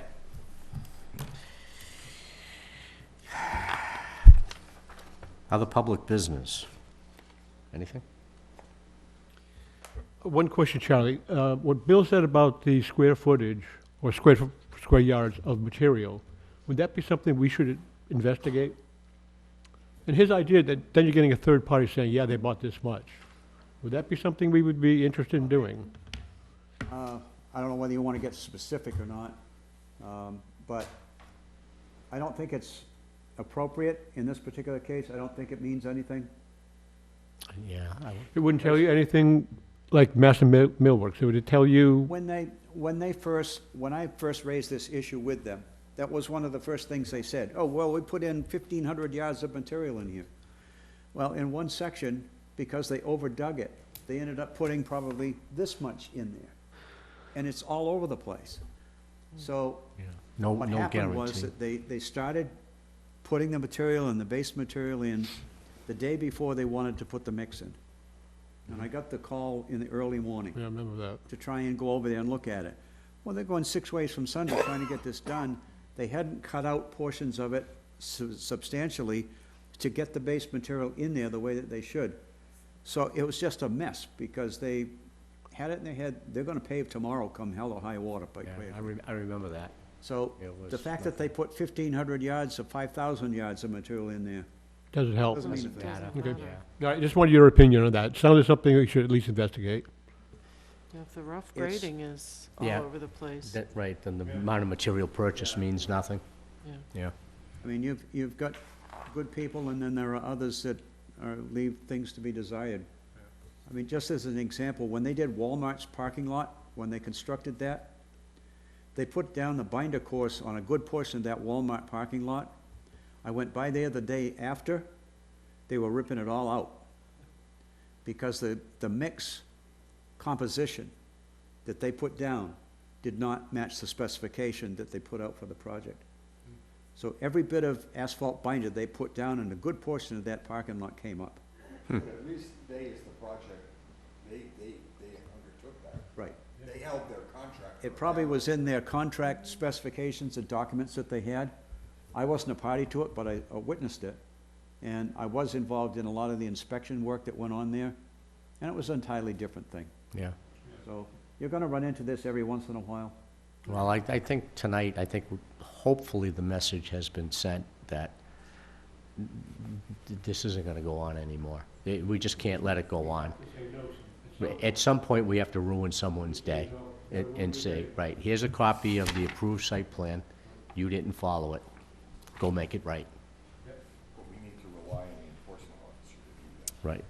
Well, hopefully with the changing of the guide, maybe we'll be a little better off. Yeah, absolutely. Yeah, absolutely. We tried before, I think. Yeah, absolutely. Okay, I'll have just one more other business, and I know most of you know this, but I'll just say this for now. The next planning board meeting will be my last planning board meeting with the board. It's my last day is June 2nd, but I just want to say that, just in case I'm not at the next meeting for some weird reason, but if I'm there, I'll say it again. I appreciate working with everyone here, and it was hard sometimes, but I learned a lot, and I'm going to take a lot of things that I learned here into what I'm doing next. And I've worked with Tricia and Annie, so I appreciate working with them too, other people in the public.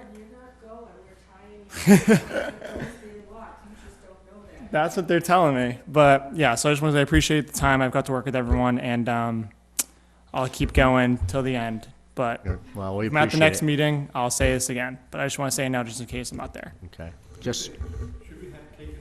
Oh, I was gonna say Carl's bringing cupcakes. We could do something. We could have pizza. I'll put on the planning board card. I mean, the planning office card. No, I appreciate that. You guys have all been really great, and I think for someone that, this is my first full-time job, real job I've ever had, and it wasn't what I expected, but I got a lot out of it, so Yeah. here we are. The first job never is. Thank you. Okay. No, it's okay. If, Learned a lot. if nobody has a concern or complaint, I would move that we skip over 5 and 6 and go right to adjournment. I do have an objection, so. Okay. Not an So objection, noted. so. I did want to thank everyone on the board for their support of the solar bylaw amendment. It was passed at town board. Aaron and I thank everyone, and I recommend that we just remove it from the agenda going forward. Remove what? The solar bylaw committee update. Oh, yeah, well, we need to put that in the past. But Yeah. I thank everyone for their support, and Yep. thank you. Okay. That was, Good objection, I like it. All right, so I move, I look for a motion to adjourn. Second? you have, Mr. Chair, was the, If, you need to step up to the table. Identify yourself, please. Annie Hayes, 52 Farmers Lane, was the master plan not on the agenda? It was, and It's just been removed? no, it has not been removed. It was just a public comment on the master plan. And I said if nobody had an objection, I would like to skip over that and go to an adjournment and maybe have one night where we actually get out of here at a reasonable time. A 60-second comment, could I? Timer starts now. Okay.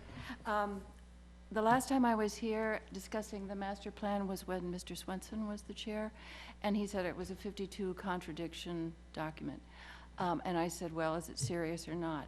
It seems to get skated over regularly, and I take it quite seriously and would like to have an opportunity to really discuss it in a meeting. So I'm asking for a cutout for some time to do that. I think the way our meetings run, I don't know if that's a possibility on a regularly scheduled meeting. I think we would have to maybe get the board's approval to schedule an off-cycle meeting and dedicate it strictly to that. Yeah, well, I would like that, if you would Okay. consider it, please. All right, we can do that. All right, thank you. You have a motion and a second, I believe. I missed who said what? The motion? Motion by Sam Corbett, seconded by Me. Jane Gleason. To a vote. Sam? Yes. Kyle? I don't know, I'm really having a good time. Aye. Sherry? Reluctantly, yes. Jane? Aye. And chair votes aye, 5-0-0. Thank you all.